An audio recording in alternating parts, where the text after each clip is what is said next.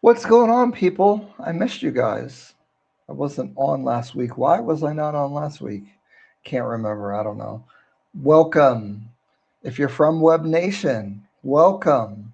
We have a new audience, maybe some people. So a lot of new followers came from Web Nation. Now you guys can see what we actually do. We're going to get into the nitty gritty with FKC Legal and Franklin about a topic that comes up with almost every person I talk to is residency and investing and how they interact with each other. A lot of you guys are rushing to go for residency.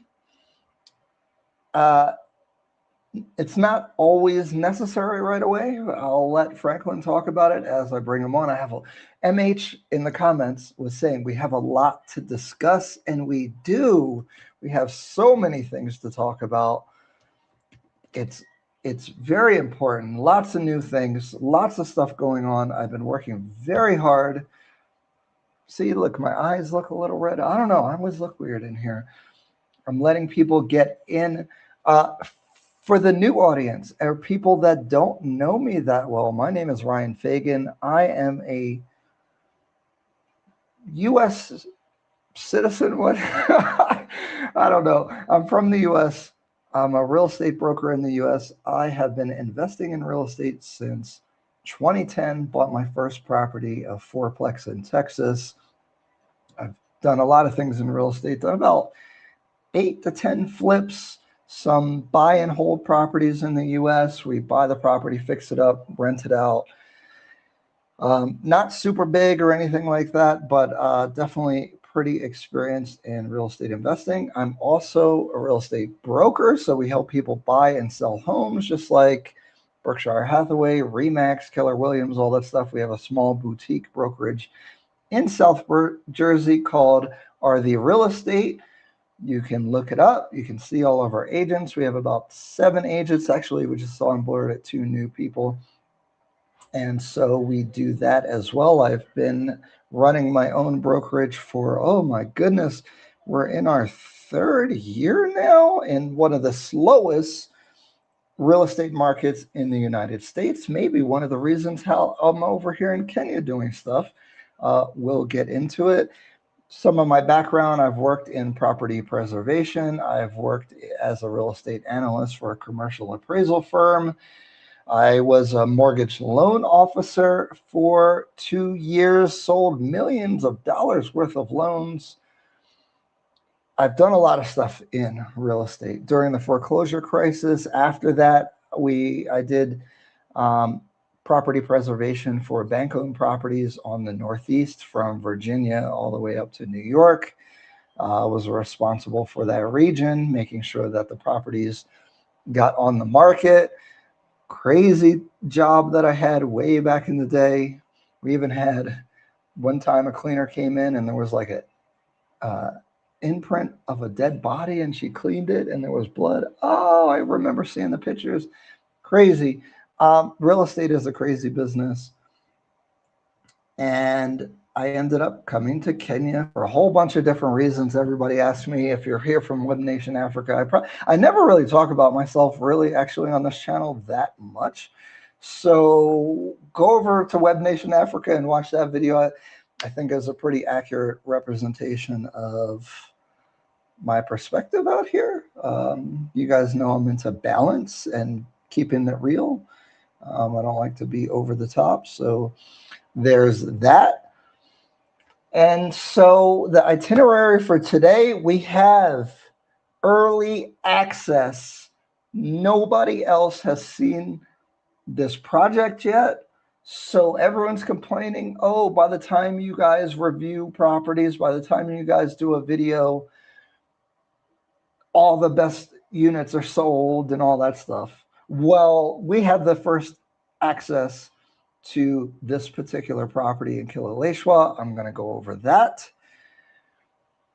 We're still in a soft launch for Almasi Realty, which is the real estate brokerage here in Kenya that we've launched. We have 2 team members plus myself. I've been consulting with lots of clients. We've actually done quite a bit on our soft launch. We haven't even gone official, only for you guys in the live or our, more dedicated followers, members are really aware of what we're doing. We haven't announced it to the public. I'm still training the team. I'm training the team in a different way for Almasi. So we have people that are new to the real estate industry, which was very important to us. And I'm training them with a different style where we are very much, the goal is to create a safe passageway to purchasing property in Kenya. Now, of course, we still work with the local market, the diaspora, and foreigners. We do all that, but we do things. I'm really bringing a lot of the U.S. style of how we do real estate, which is very hands-on, very accountable. We take a lot of responsibility for the outcomes. And the way real estate works in Kenya is a little bit different. What we're trying to do, honestly, we try to unbiasedly just give you the information, help you acclimate to the Kenyan real estate market. A lot of what we're trying to do is more on the education side. We're not really trying to sell anything to you. We just want you to see the properties that fit your buying category and what you're looking for so that you actually get the right property for you. That is the number one goal. We don't want you getting steered in one direction or another because different incentives.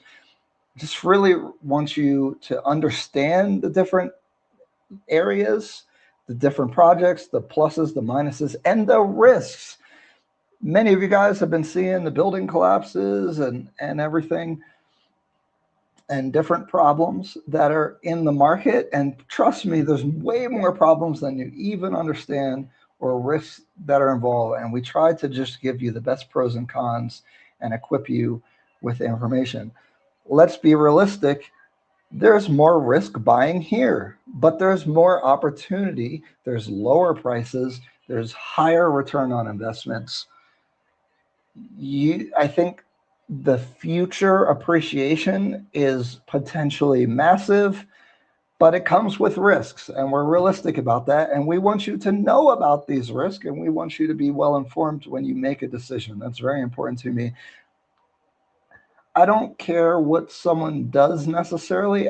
I just don't want them to be surprised with information. I want you to feel comfortable and knowledgeable about what you're doing. And that is our main goal. And that's how we're training the team with Almasi Realty. That is our number one ethos and what we're trying to do. We're in a soft launch, so we can help you. AlmasiRealty.com. Almasi means diamond, if you guys didn't know. I'll put it here. I'll put a comment. And then if you want to reach out to me, especially now, because now, guys, it's been very busy. All these interviews I've done, launching the company, I'm getting a lot of messages.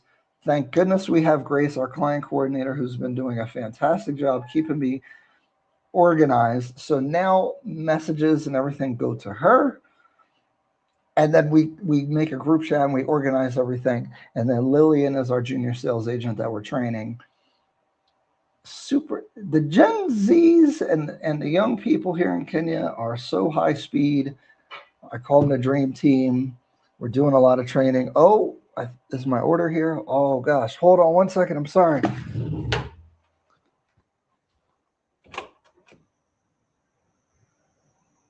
No, it's not. Okay. Sorry for that interruption, guys. I'm waiting on an order, so I thought I heard them. Where was I? Oh, training the dream team. The Gen Zs, the young people, very enthusiastic. And the cool thing is, again, they're not tainted by the real estate industry here, which I have problems with how they do things. We're doing stuff differently. So that's what's going on. Again, the itinerary, we just talked about it, Almasi Realty. Let me share our website. Okay, let's talk about the website a little bit. Can we see it? Okay. Oh, so we have Franklin here. I can't hide him. That's okay. Franklin, don't say anything yet. He's muted. He's getting ready. He's in the wings. Yeah, there you go. uh, oh gosh. Okay, so here is our website. Uh, Guys, I'm not a web developer, but everything you see on this page, I did. I'm struggling as a startup here, and the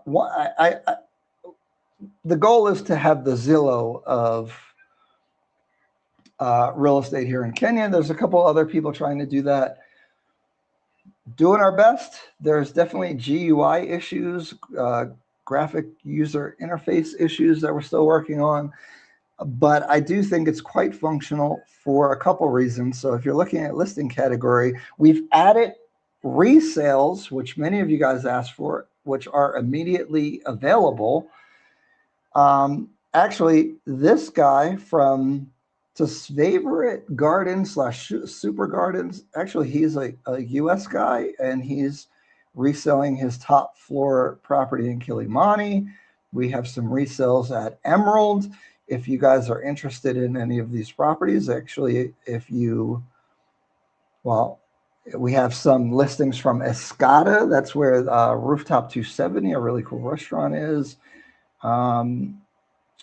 Lots of Emerald, but we have some other properties. Misty Springs. If you guys notice, the price is quite higher than off plan for those of you guys who are always asking about stuff that's available now. Riverside 1, this is on Riverside Lane, very interesting property that we were at. Neptune in Lavington, Diamond Oak, nice quality over there at the Oaks.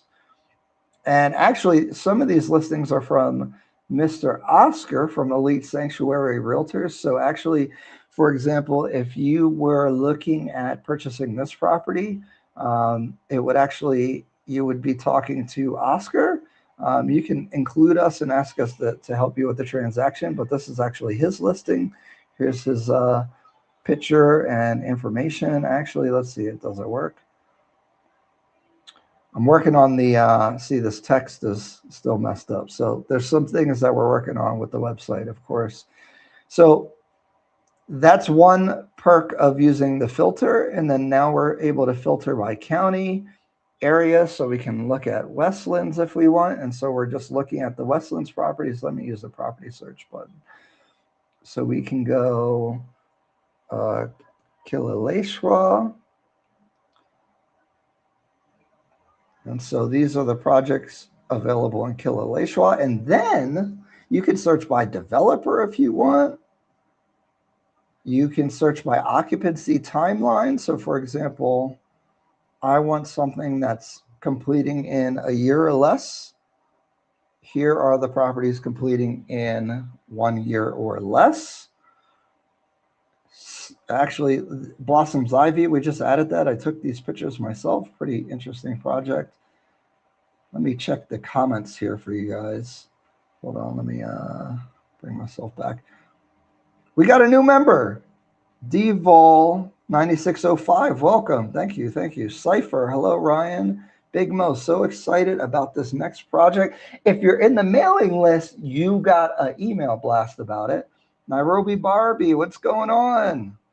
Savoring the Globe TV. Hi, Ryan and everyone. Thank you for being a member. Martin and Bess, what's going on, man? How's it going? Nairobi Barbie, looking forward to today's show. MH, I see you're busy today. I've been busy since we soft launched the brokerage, Almasi. Freedom, just finished your Gaia Brookside video. It'll be a wonderful project. Yes, we've released a diplomat video, executive suites, and Gaia just came out yesterday. Gaia's a family size 3, 4, 5 bedroom property in Brookside, which doesn't get a lot of coverage, but actually, if you have a good budget and you like Westlands, but you don't want to be so busy, Brookside's probably the best. Then it'd be Riverside, then Lavington, Kileleshwa, Kilimani. If I was ranking them. Brookside's quite expensive though, but Brookside has like a it's very walkable. It's not very dense, but you're so close to Waiyaki Way, in the expressway, and you're close to Westlands. It's like the best of everything, all at the same time. Really nice area. Another project that's interesting over there is Brookside Oak. We were over there recently with Kai. Kai's not in the country anymore, but we were over there before he left. I'll lock in on the next live. Okay. Willis Wilson, what's going on? Can the prices convert to dollars? I've been working on that. When I make it where the option is for the dollar conversion, it gets all messed up. But I'm going to get that done as well. Already hiring. Impressive, Ryan. Our beautiful Gen Z queens are more than ready. Yeah. Man, it's really cool. And it's really encouraging because I'll probably give it too much information, but we have performance incentives for our whole team, and it's a lot of potential for them to make like the top 1% income earners if everything works out here. So I'm really feeling that. Maybe the top 10%, I should say. I don't know. So it's just a feel good thing with the whole company and everything. And you guys are really supporting that and the success already. I can't believe it. I can't believe the numbers that we've been doing. I can't believe so many people have been wanting to. And how are they finding us? Because I haven't really told anybody except for you guys. And, there's 70 people in here, which is incredible. I can't believe it. Thank you for watching. Oh, my God, these delivery drivers. Hold on. Niaja. Hello. Poa, nimefika. I'm here. Where are you? B8. Oh, hold on. Let me.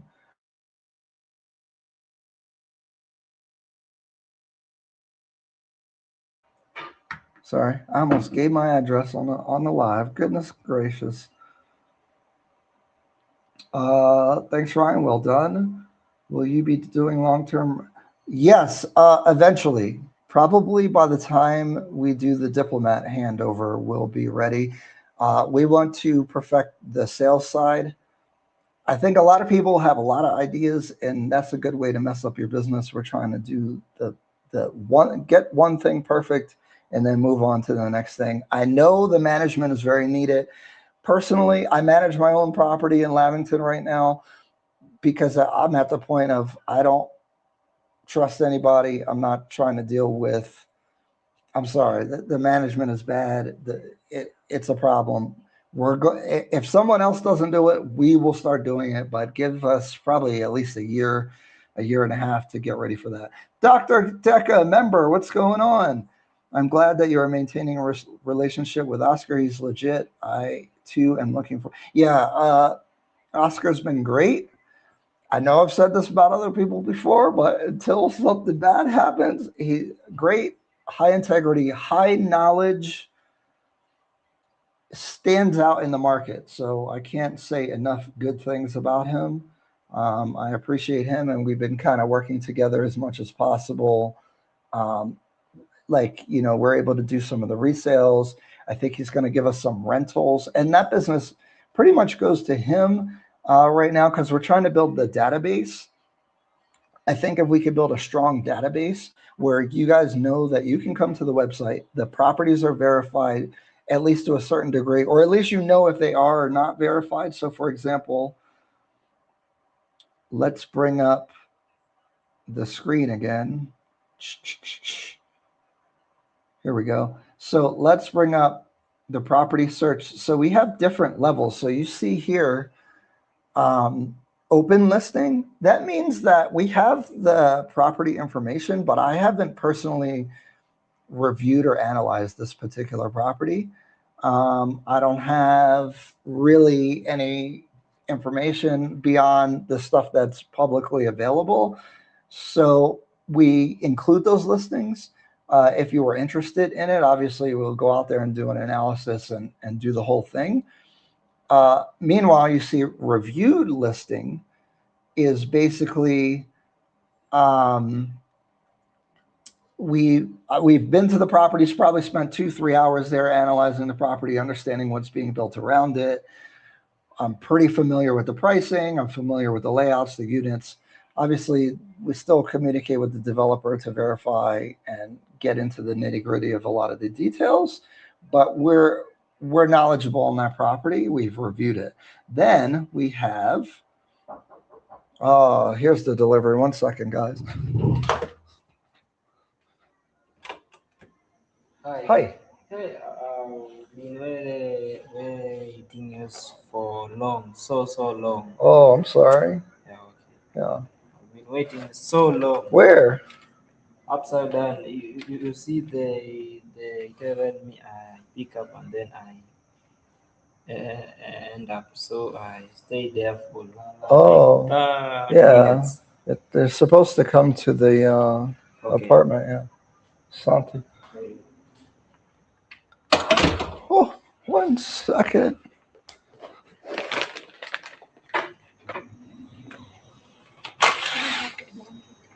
Yeah. These delivery guys.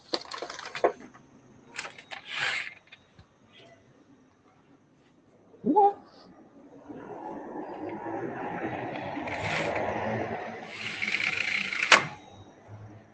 Okay. Thank you for your patience.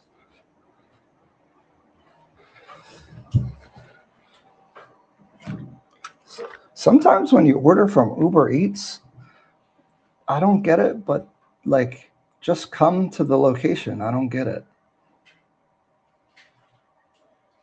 And then I feel bad, but it's like all the instructions say go to the apartment. I don't know. I wish them the best. Thank you. Peace Bro. Can a UK citizen get a mortgage? Oh, did you leave that comment? I saw the comment. I didn't get the chance to respond. Franklin from FKC Legal can answer this question, and we're going to cover that. Hey, Ryan. Nairobi Barbie. Ryan, you should have asked the delivery guy, Uko, meaning, where are you? Uko Wapi. Yeah, I know. I didn't know what he said to me, though. And this is, if I say Niaje, Sasa, especially on the phone, they don't know. But actually in person, too, sometimes. It looks like there are sell-offs on Nairobi Stock Exchange because of, I don't know about the stock exchange. I don't like short-term movements because, especially when our president, he changes his mind every day. How can you predict what's going to happen? What if potential client wants Almasi to help them find a place in Tattoo City? We will do our best. I don't think Tattoo City works with outside agents, but I mean, if that's what fits for you, then that's what fits. I wouldn't dissuade you. I'll give you, but my opinion is biased. Like if you go there and you like it, if you like it, I love it, I guess, I think your delivery is there. Okay. What else on the website? We've been talking to some people about land listings. You may see 1 or 2 pop up. There's some at the coast, and there's one at Syokimau that I think are going to come up soon. So those of you guys talking about land and all that, we verify the title deed, the plot map. We meet with the people in person, and or at least the one that we're about to list. And again, this is where the listing status matters. If it's an open listing, maybe they just sent us the information. We'll put it as open. You still have to do your own due diligence. If it's reviewed, you still need to do your own diligence, but we did see preliminary documents. You still need to do a title search. FKC, again, they can talk about that. Franklin will be able to talk about that kind of stuff. But everyone's asking about land. That's something that we'll start doing. It's not, I don't want to branch out too fast, but we're getting a lot of inquiries of people wanting to sell land, and we can at least put them in the database. Again, I want to give the disclaimer: with land, you have to be very careful, and these things aren't fully verified. I'm working on a way to fully verify the properties for Almasi verified, so that when they're listed, that everything's done. Got to figure out the cost of all that stuff, though, so that's what we're working on with that. Let me check the comments one more time, and then we're going to move on to the next topic, and then we're going to bring Franklin in. What if oh yeah. People are finding you via word of mouth. I'm asking people to listen to your live. Thank you. I appreciate that. It's been unbelievable, honestly. So, and I was, I'm from the U.S., so training and HR and business culture here, I was a little worried about, but I'm so encouraged by the team, and they're really getting like what we're trying to do, and I attribute that to kind of the youthful attitude, and that they haven't been in the industry, and so we're able to create a culture about transparency, integrity, consultation, guidance that hopefully is going to differentiate us from a lot of other businesses. Are all properties compliant with the Sectional Properties Act 2020? What do you mean compliant? Okay, next thing, and then we're bringing in Franklin. Let's go. So we okay. Let me say that ever since we met the developers, which the main director, his name is Jonas, and the sales manager Mona at Luminara, I really feel like there was an alignment in some concepts and philosophies. I care about quality. I care about doing business the right way. I care about, even when I do flips in the US, I've always spent a little extra money to make it a little extra nice. Partly as a business strategy, but also your work is a representation of you. So when we're doing Almasi Realty and our level of service, I think it reflects on us as the owners, and I take pride in that. And I feel like Jonas, Mona, and the people at Luminara, now they have a name, Hans Group, with a Z, not an S. I feel like they share many of the same values. And for that reason, we've really gravitated towards them, and really we've kind of gravitated towards each other. And so we've been building a relationship, and I think Luminar is great, especially with all those small details. And I know, think about it, when you buy cabinets, if you buy cabinets with, it seems like a small thing, but the curved edge, it costs over, if you have 400 cabinets or 800, 1,000 cabinets, it costs quite a bit more money, even if it's a small amount more to provide that. And in this market, sometimes you do kind of get not the bare minimum, but the cheapest that they can get away with. And I think the philosophy with Jonas, the Hans Group, Luminara, is to do a little bit extra, like the smart meters and water filtration system in the building. Plenty of buildings sell without water filtration systems because people don't even think about it. The extractor hood that goes outside of the building instead of just recycling inside. All those type of small details show a commitment to like an attention to detail that I shouldn't say we haven't seen, because there are some really good developers. So I don't want to say that they're the only ones, but it's kind of rare in the market where you're seeing people really put that little extra care into things. And so they have a new project. It's in Kileleshwa. It's called Belgravia. That's a fancy place in London. I don't really know anything about the UK or London like that, but that's where the name comes from. It's in Kileleshwa. I'm going to show you guys some of the concept. All the information is not out yet. There is we've been, actually, he was asking my opinion about different building materials and stuff.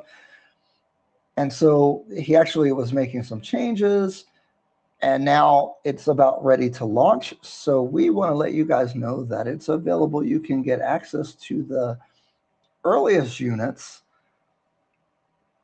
way better pricing, launch prices, plus we're also getting the extra 3% Almasi discount. And so I think it's pretty incredible. Let me show you guys some of the renders, some of the philosophies, and we're going to do a video on it. I'm waiting for them to get the renders of the common areas, because we have the renders of like each unit type, but we don't have all of them. Do all the properties have a sectional title? Yes, they do. That's how they do it now. Let's see. Hi, Ryan and Sylvia, your neighbor. Not disclosing our address. Congratulations with your new company. Thank you. I'd love to hear from Franklin how I can evade paying all taxes to this government as a young oppressed Kenyan. Well, maybe we'll get into that. Oh, look, Abdi is able to be here as well. We'll see if he's away, so we'll see how that connection works in a second. I know I'm killing you guys, making you wait for Franklin and Abdi, and they're waiting, but we have to cover this stuff. We have to do it. Let's bring up. So, Belgravia Place, Kilauea, by the Hans Group, and let's just go through some of the pictures. I did drive by the site. There are a couple buildings coming up around here. The backside view and the street view obviously are going to be the best, especially the backside because it's looking towards the foresty area. Here are some other renders. So he's going, you know, because there's a lot of like shiny tiles and like gaudy stuff. He's going for like a subtle, quiet luxury aesthetic, earthy, fitting in with Kilauea. I really need Jonas to describe some of this stuff, because when Jonas talks about it, like you could tell he puts so much thought into, even with Luminara, for example, I think that place is going to feel correct, if that makes sense, right? So it's more for investment, hotel lobby, open green areas, the atrium. I think when you go in there, you're going to have a different type of feeling versus most buildings. For example, even where I'm at, the common areas are just plain unpainted white walls. It's the lights only turn on by sensors, dark.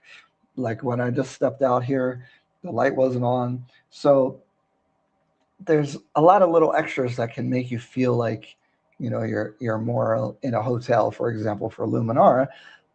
Belgravia is more designed with the quiet luxury feeling, but the green space. So the reason why we haven't done a video is because he has a concept, especially for the common areas. When you first go in, there's going to be a 2-story waterfall, and then there's going to be a staircase situation that leads over to the restaurant.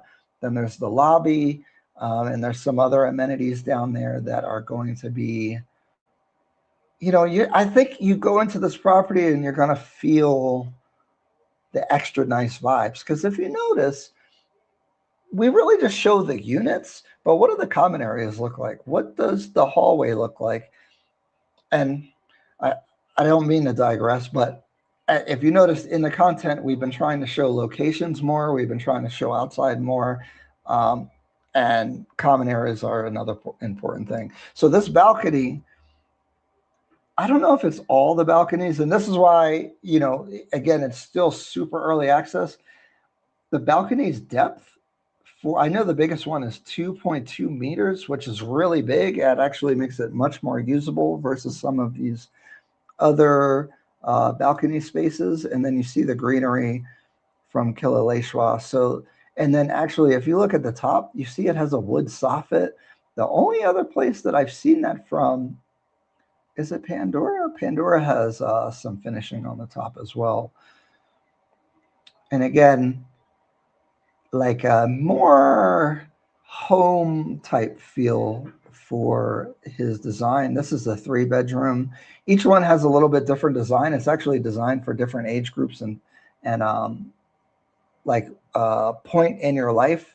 So this is a little bit for older, you don't have to be older, but it's kind of designed with a little bit older style.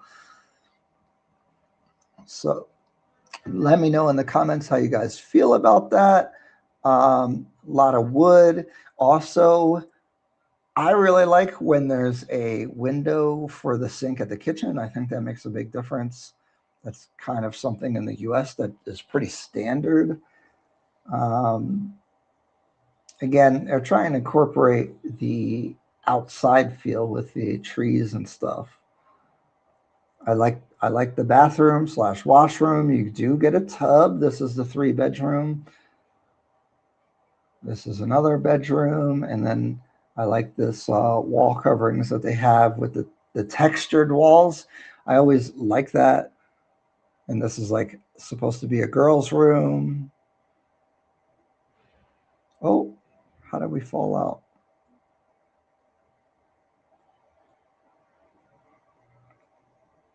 Yes. I like how the washrooms are.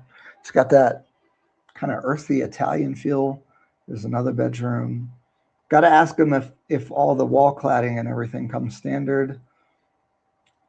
Wardrobes, wood doors, so that's nice. Floor to ceiling windows. I love these textured panels. I kind of want them.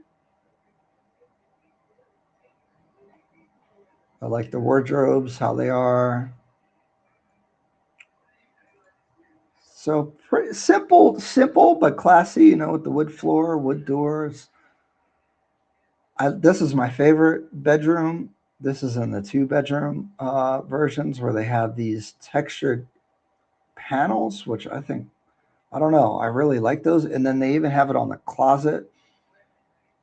The wardrobes, like this is my favorite thing. I've never seen anything like this in the market. I really like that. Yeah, see, that's for me. I love a big balcony, especially they got the lighting out here. They got the wood on the soffit. We would call that the soffit. The bottom of a roof is a soffit for outside. I don't know what you call it here. This is the 2-bedroom design concept. I think he's changing this light. Travertine tile for the backsplash. I think it is actually travertine, or it's micro etched. We have to get details on that. See, stone, wood looking things, very different in design than many things. Actually, it reminds me of Beacon. This is the 1-bedroom. So there's 1, 2, and 3 bedrooms.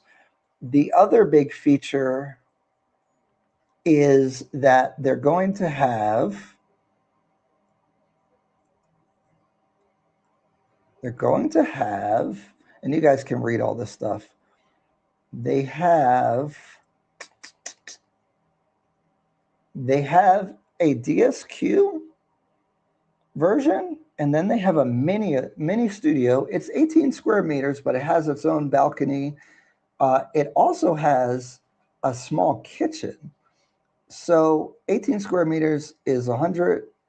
Oh, I'm sorry. How many square feet is it? I don't have the square footage there. Oh, yeah, I don't have the square footage for the 18 square meters, but it's basically like a micro or a mini studio, which I think is cool because you don't have to feel bad if you have people staying there. Actually, like if my brother came, maybe I'll put him over there so he has his own space, and because we get along, but we don't get along like that. So like he has his own space, and it's like a good size it has more utility than the standard smaller DSQs. And I think it's a big selling feature. Not every unit has it, but I think this is a killer unit, the 2-bedroom with the mini studio. It's 140 or 143 square meters. There's a couple of different ones. The floor plans are not out yet. I saw the drawings. I'm going to try to get the raw drawings for now. If you are interested in this project, everything is available. The top floors are available. It also, okay, the other benefit is, let me bring this up. We're doing a lot here. Let me bring up, actually, I'm not going to bring up the price sheet. If you want the price sheet, let me know. But you know how you get a discount based off of how much deposit you put? You're going to get a bigger launch price, which is going to be the 50% deposit price, even if you do just 20%. So you're getting a quite significant discount for the pre-launch or launch price. Then you get our 3% discount on top of that. So, and you can get the top floor, you can get whatever unit, you can get whatever facing. So if you like the style and what Luminar is doing, you're looking for, I think, a place, long-term rental, although they do have 1 bedrooms and it'll be a very classy 1-bedroom Airbnb. There's not that many actually available. Most of them are 2 and 3 bedrooms, but there are some ones. And the ones start at, I think it's 6.8 6.8 million Kenyan shillings, which is pretty attractive. I think those ones you could do Airbnb, but I think it's more of a place to live or a long-term rental, but classy. It's going to stand out, I think. So that's kind of like the vibe that they're going for. So there's that. I know I told Franklin and Abdi I was going to do 30 minutes. I'm at 42, so I'm going to hurry up and get to it. Let's give me a minute to do some of the comments, and then we're going to bring in Franklin. If you guys want more information, almasirealty.com/buy. We'll talk to you about it. We'll probably connect you with Mona and even maybe Jonas to get the details. We'll get more of the drawings and stuff. This is the thing. If you want the best stuff, you got to book it early. But some of that stuff's negotiable. So if you do like what you saw, you like the attitude that Luminar has, and Belgravia, if you like the style, you got to jump on it. Obviously, it's not everything's going to sell up, but the top floors are, once they're gone, they're gone. So that's what I'm saying. Okay. I can't wait. I'm just going to ask Franklin questions and let him do his thing. I'm tired already. Nima Choka. We like Oak West and Luminar and their presentation. We're looking into Oak West now, talking about the grout work. Glad you are insisting. Guys, they are getting better. Everybody's getting better. Well, most of the developers are getting better.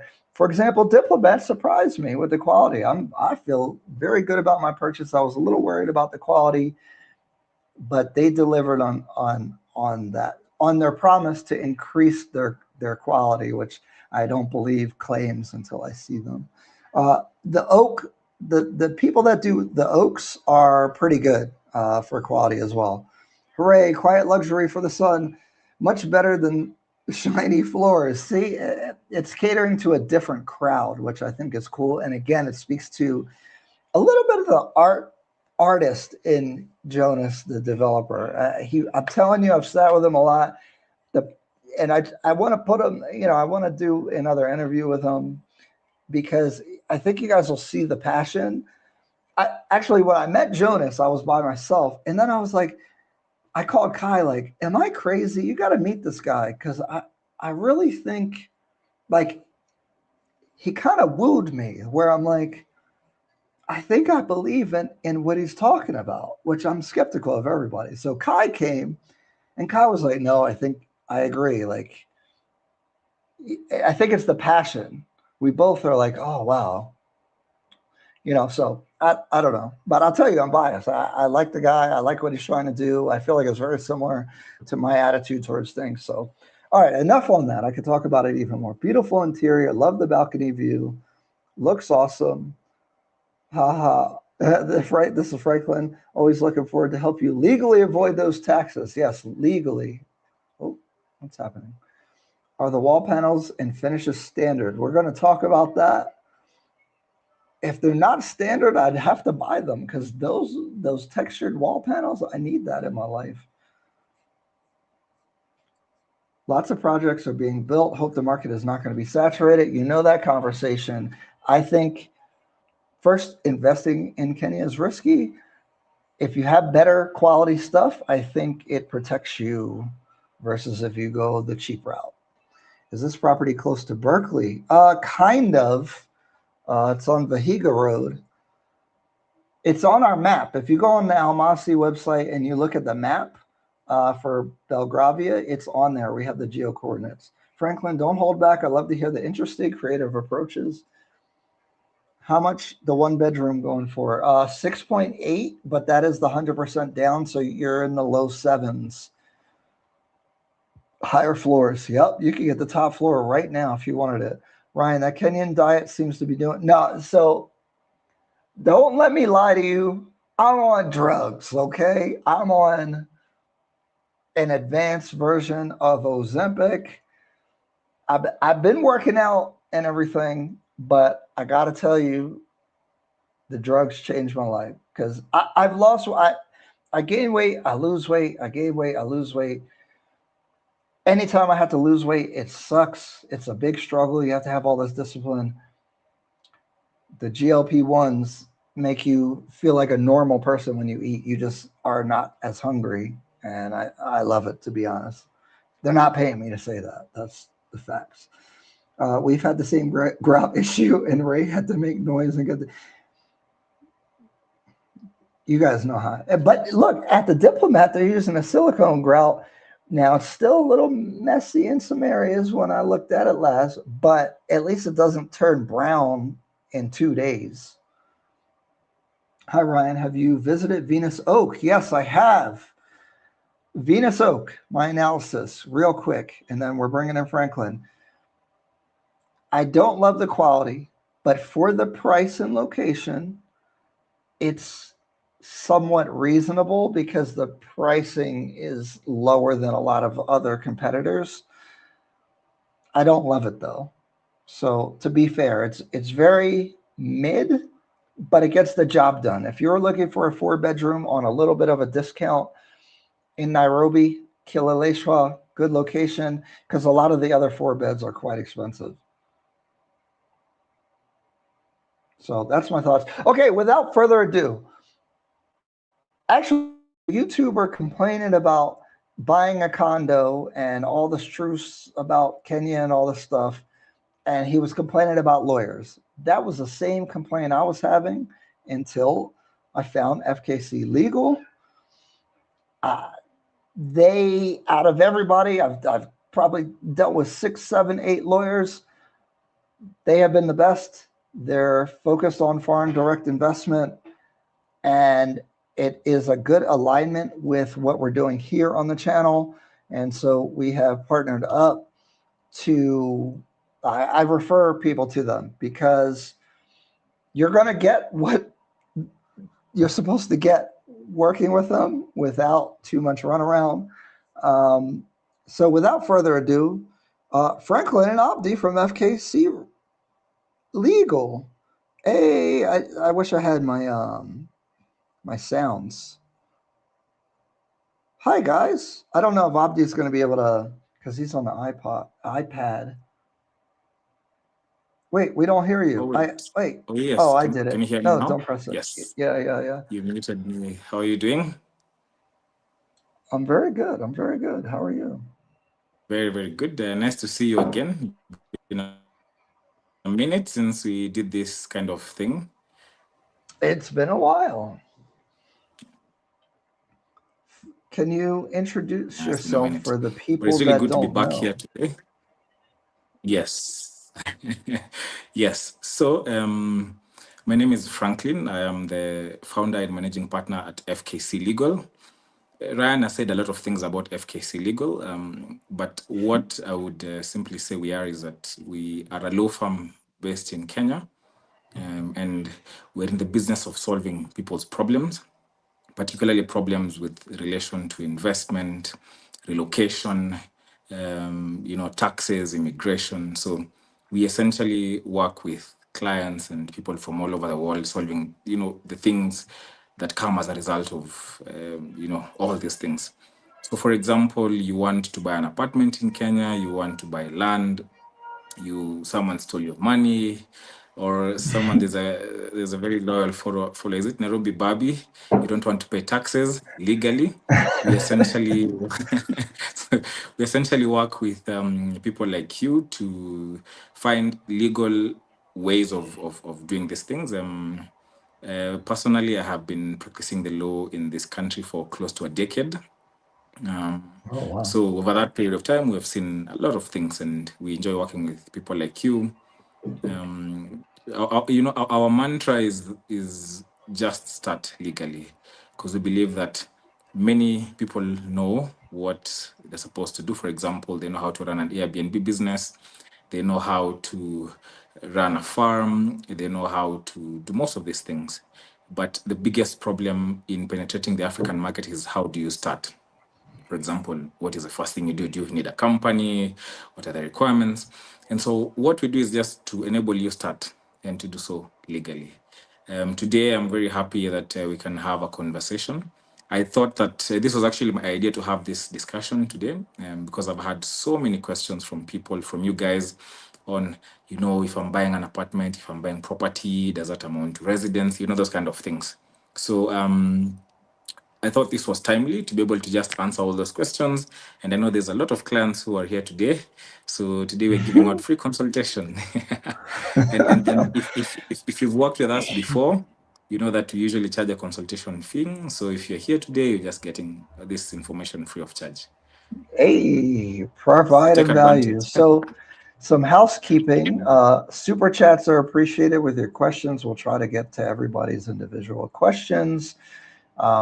It's helpful if they're on topic. We can get to them sooner. If they're all a little off topic, then I'll hold them until there's a good time to talk about them. If you do the super chat, we'll probably interrupt everything for the super chat to get your question in there. So when you proposed the idea of this concept, I was like, okay, that's it right away, because it's the biggest question that I get, and I have to refer to you guys because everyone has like a different plan or a different strategy or different goals. And a lot of people are Googling things and using ChatGPT, and I do that as well. But I try to explain that what's on the books or things that you can look up are not exactly in practice how things work, and trying to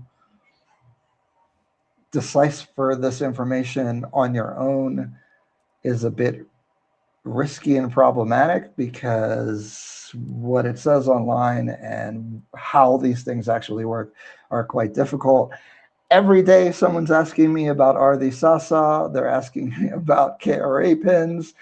I've had horror stories of people trying to get KRA pins, register a company, all these things. So I'm glad that we're able to talk about this stuff. But I'm going to give it to you because I know that you've been talking to a lot of clients. Maybe give us the top couple things that you've been, the conversations that keep coming up, frequently asked questions, frequent issues, and then we'll start from there. Yes. Wow. I think some of the most frequently asked questions for me have always been, if I'm actually, it is always the connection in relationship between investing and residency and taxes, and just living here. So one of the most common misconception is that if you're investing in property in Kenya, that you'll get an automatic residence in the country. This is a myth that we'll debunk today. I've also seen a lot of myth, for example, that says that as a foreigner, you cannot invest in Kenya. I had a call with an American recently, and they said, we know that Americans are not allowed to invest in Kenya. So that this kind of myth.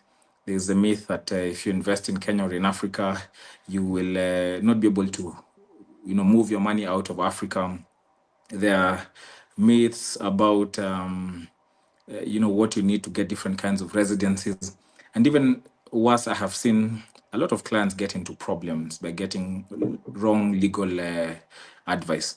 For example, someone comes, instead of getting a correct advice on what visa to take, or what Oh my they goodness. get it to buy, they end up losing a lot of money. So these are some of the things that I've seen from many people.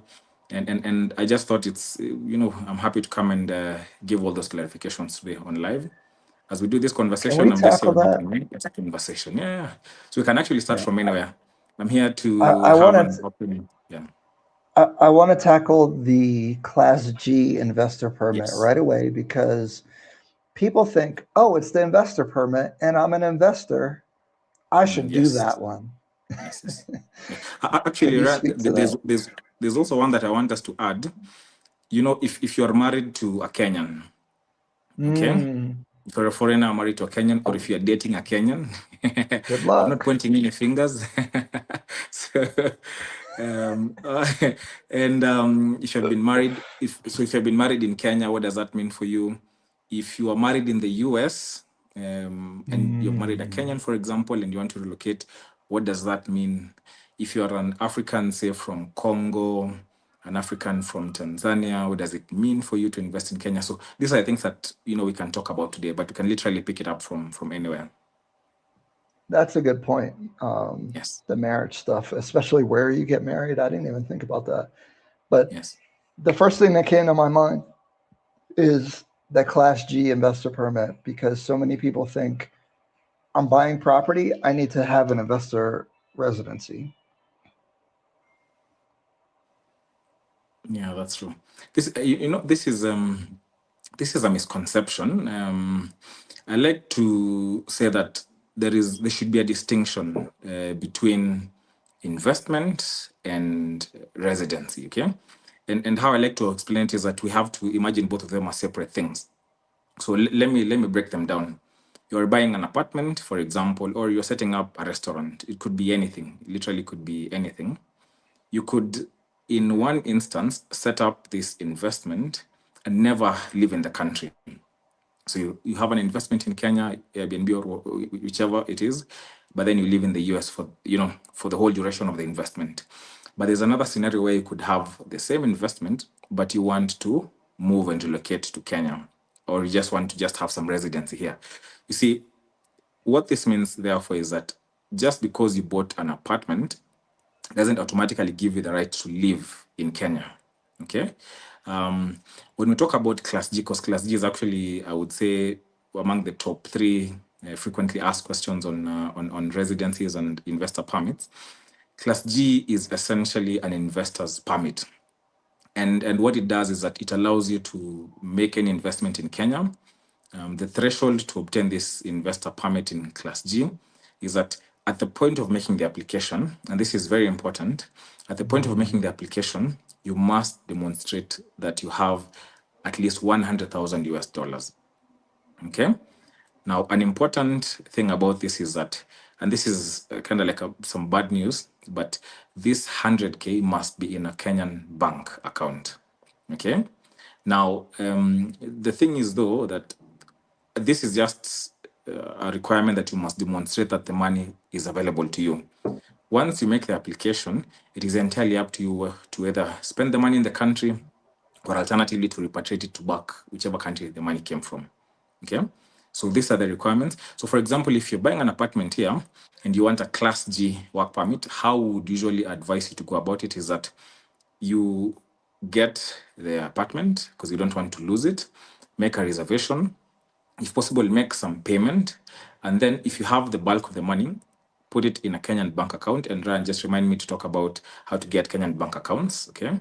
So put it in a Kenyan bank account, get the permit, and then continue paying the developer. Okay.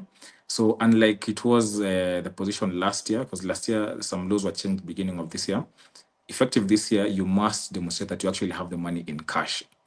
So the important takeaway thing here is that don't pay for the property and then apply for the permit. Book the property, apply for the permit, and then continue and complete paying for the apartment.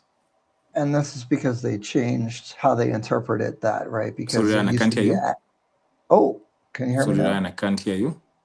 Oh, no. Can you guys hear Ryan? Yeah. Can you guys hear me? Is it Franklin? For some By the reason, can you hear way, me, Ryan? Just do Franklin, this if you can yeah, I hear can me. hear you. No, I can't hear you for whatever reason. Oh no. We hear Oops. you. What I don't happened? know. Maybe the government is listening, but I can't hear you absolutely. Wait, go out Can you and guys come hear back Ryan? in. Can you guys hear me? Did I drop out? Wow. No one's saying anything. They can Let me hear both of just us. see. It's you. It's you. Let me. You can Can hear you hear both me of now? us? Ooh, wow, okay. You Oh, gotta Ryan, go. we're back to our problem. Go out and come back in. You want me to leave and come back? Okay. You see, I read lips. he's an international guy, you know. Okay, sorry guys, sorry about that. I have Willis Wilson's question, Baller future question, Mr. Mizook question. Miss, that's a lady in there, no? Class K. I was going to ask Franklin, why the heck would you pay? Because the Class uh, G investor permit I can hear you, is Ryan, more if you can money. hear me. Hey, okay, yeah, you're good to Thank go. God. Yes. Yes. I don't know what happened. I was No going to problem. ask you, um, why should someone get that permit when it's more expensive? Oh, look, here's Abdi. Can we hear Abdi? Yes. Hello, can you hear me? Yes, we can. Loud and clear, Abdi. Uh, Good to see you. yeah. Good to see you. Carry on, The carry on. government is listening. Okay, Yes. yeah. Welcome, Abdi, is the other part of FKC. Yeah, Yes. sorry, I'm out of town, so my internet maybe might not be stable. Yeah, it's at the coast Yeah. where I Yes. should be at. So, Ran, let me answer your question, and I see questions are coming in thick and fast. Yeah. So, but let me answer your question as to why one would go for a Class G permit and not any other permit while it is expensive. So in terms of cost, let me just put it out there so that you know what you're talking about when you say the cost. Getting the Class G permit, the investor permit, would cost you anything up to $6,000 in terms of government fees, legal fees, and facilitation fees. Okay. Now there are other forms of residencies, and I see people are asking about Class K, about Class D. So we'll talk about them. But one advantage that the Class G gives you is that you are able to do any form of business in Kenya or any form of investment. Okay. And I'll just give you an instance where you may actually need it, an instance where you actually do not need it. For example, if you're running an Airbnb and you're based in the US, and this is a majority of the people, you just buy an apartment here, but you live in the US or in the UK or in DRC, I see someone is from DRC, you don't really need this permit. And we'll talk about how you can navigate that. This is a permit that is especially important for people who want to relocate here and run active businesses here. Okay. So you want to be here, you want to get into shipping business, you want to do some restaurant, you want to do some active work, then this is a permit for you. But if you're just a passive investor, in our view, it is just expensive, but there are other options available for you that we'll talk about. And to make the distinction, tell me if Yes. I'm wrong, the reason that you would pay the extra money for that is that it comes with the work permit. Some of the residencies do not give you a work permit to actively work in the business, right? Yes, exactly. So actually, yes, it allows you to be able to work in the company that you set up or in the investment that you set up. I had a call with a client recently. I don't know if he's here on the live. So there is a way that you can actually still run your business, have your investors. So it is possible, but the problem is that you'll have some limitations as to the kind of influence and how long you can stay in the country. But essentially, this just allows you to be here, have 100% residency here.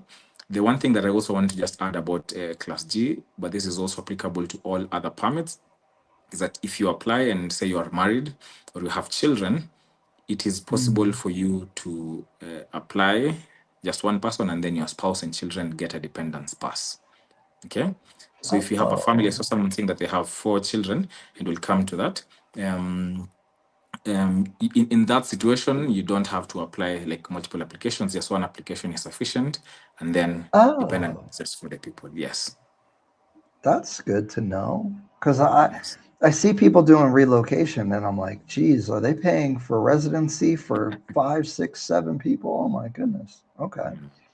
Actually, if Ryan, if you're relocating, and this is also a big thing now, you simply just have to get one form of residency, any kind of a residency, either preferably as the man, and I'll talk about why it is a man. I'm not being I'm not being I'm not being biased, but Oh, the you should feminist is get coming. one. Yeah, I know. Please don't come for me. I will explain. Let me just explain why. So under Kenyan laws, it is possible for either person to be dependent on the other person. What this means is that it is possible for the wife to make an application and then the husband becomes a dependent. Okay, so the law presupposes this position. However, in reality, because of the African understanding of things, in cases where we have had people apply as men getting dependents for, as a result or under their wives, that has always been rejected, especially if the man is anything in the age of like 30 to 50. They would usually deny that application. The reason why they deny the application is that they said that the man should work.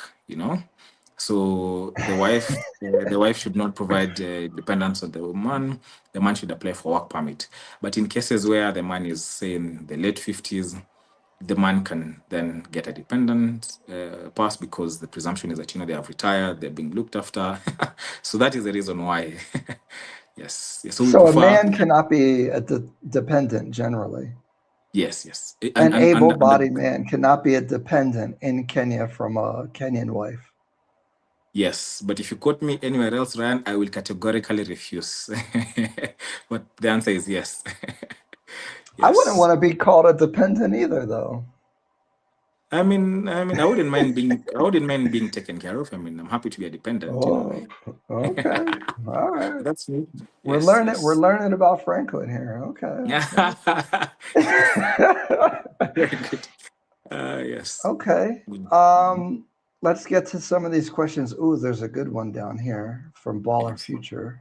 But hold on. Let me keep it in order here. Willis Wilson, question for Franklin. Is it possible to use a local Kenyan KRA PIN to operate your Airbnb and avoid the higher taxes that come with being a foreigner? Are the taxes higher? No. Actually, you see now, where's that question? I'm looking for that question. This is from who? From, is Willis this Wilson. Willis? Willis, this is a really good question. And this is actually one of the things that you're talking about as a misconception, which we're here to deal with today. Okay? Now, would you be surprised if I told you that the rate of taxes on Airbnbs is the same for you as a resident or you as a non-resident? Would you be surprised? I'll explain to you. Okay. Now, but Ran, because I know this is a question that is gonna come, so I'm just going to talk about it in a very expansive way for Willis and everyone else who's watching. Let me talk about taxes that attach on properties, because I know there's a lot of people here who have properties. If you're buying property, there are three kinds of taxes that the property would be subject to. Okay, the first possible tax is called monthly rental income tax, or MRI. Okay, now monthly rental income tax, or MRI, is a tax that is applicable to properties where you get monthly rental income. So, for example, if you have a property, you've rented it out, and you have a long-term tenant who pays you monthly rent, then under the law, you pay MRI tax, and this is a standard 7.5% of the gross rental payment. I hope this is clear. So, if your tenant pays you 100,000 shillings every month, you're supposed to pay 7,500 Kenyan shillings as tax. However, if you are a foreigner, and this is where sometimes it gets complicated, because if you look online on the tax website, they say non-residents are exempt. So it gets a bit confusing. What this essentially means is that they're exempt from paying that tax on a monthly basis. So if you're a foreigner and you get paid, say, $1,000 every month, it is not practical for you to pay every single month 7.5% of that. It's just difficult.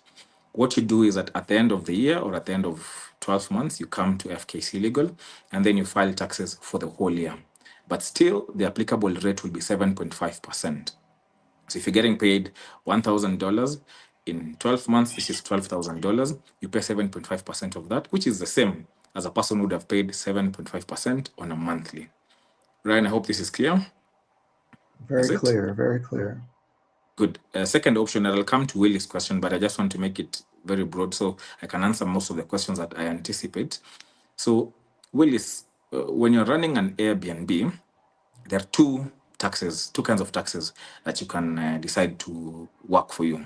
Okay, because you see, an Airbnb is different from monthly rental income because you get paid on a daily. So some days you have someone, some other nights the property is vacant. In this kind of instance, one option for you is to pay a standard 5% of your gross income.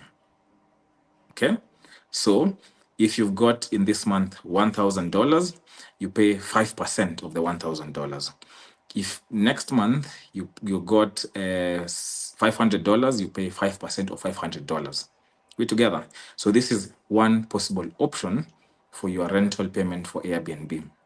The other option is that you can set up the Airbnb in a way that it is you can run it as a company. Okay, in which case you're allowed to have income versus expenses, and then you pay taxes on the net income. I will break this down. So imagine this month you made $1,000 out of your Airbnb. Your input expenses in terms of the cleaning lady, the internet, the power, the electricity is, say, $500, for example. What you'll be required to pay is 30% of the remaining $500. Okay? Now, in another instance, sometimes we have clients, and this is how we structure it for them. We also, we say that there are some costs beyond just the monthly cost. There's some costs that you incur in the cost of setting up the Airbnb.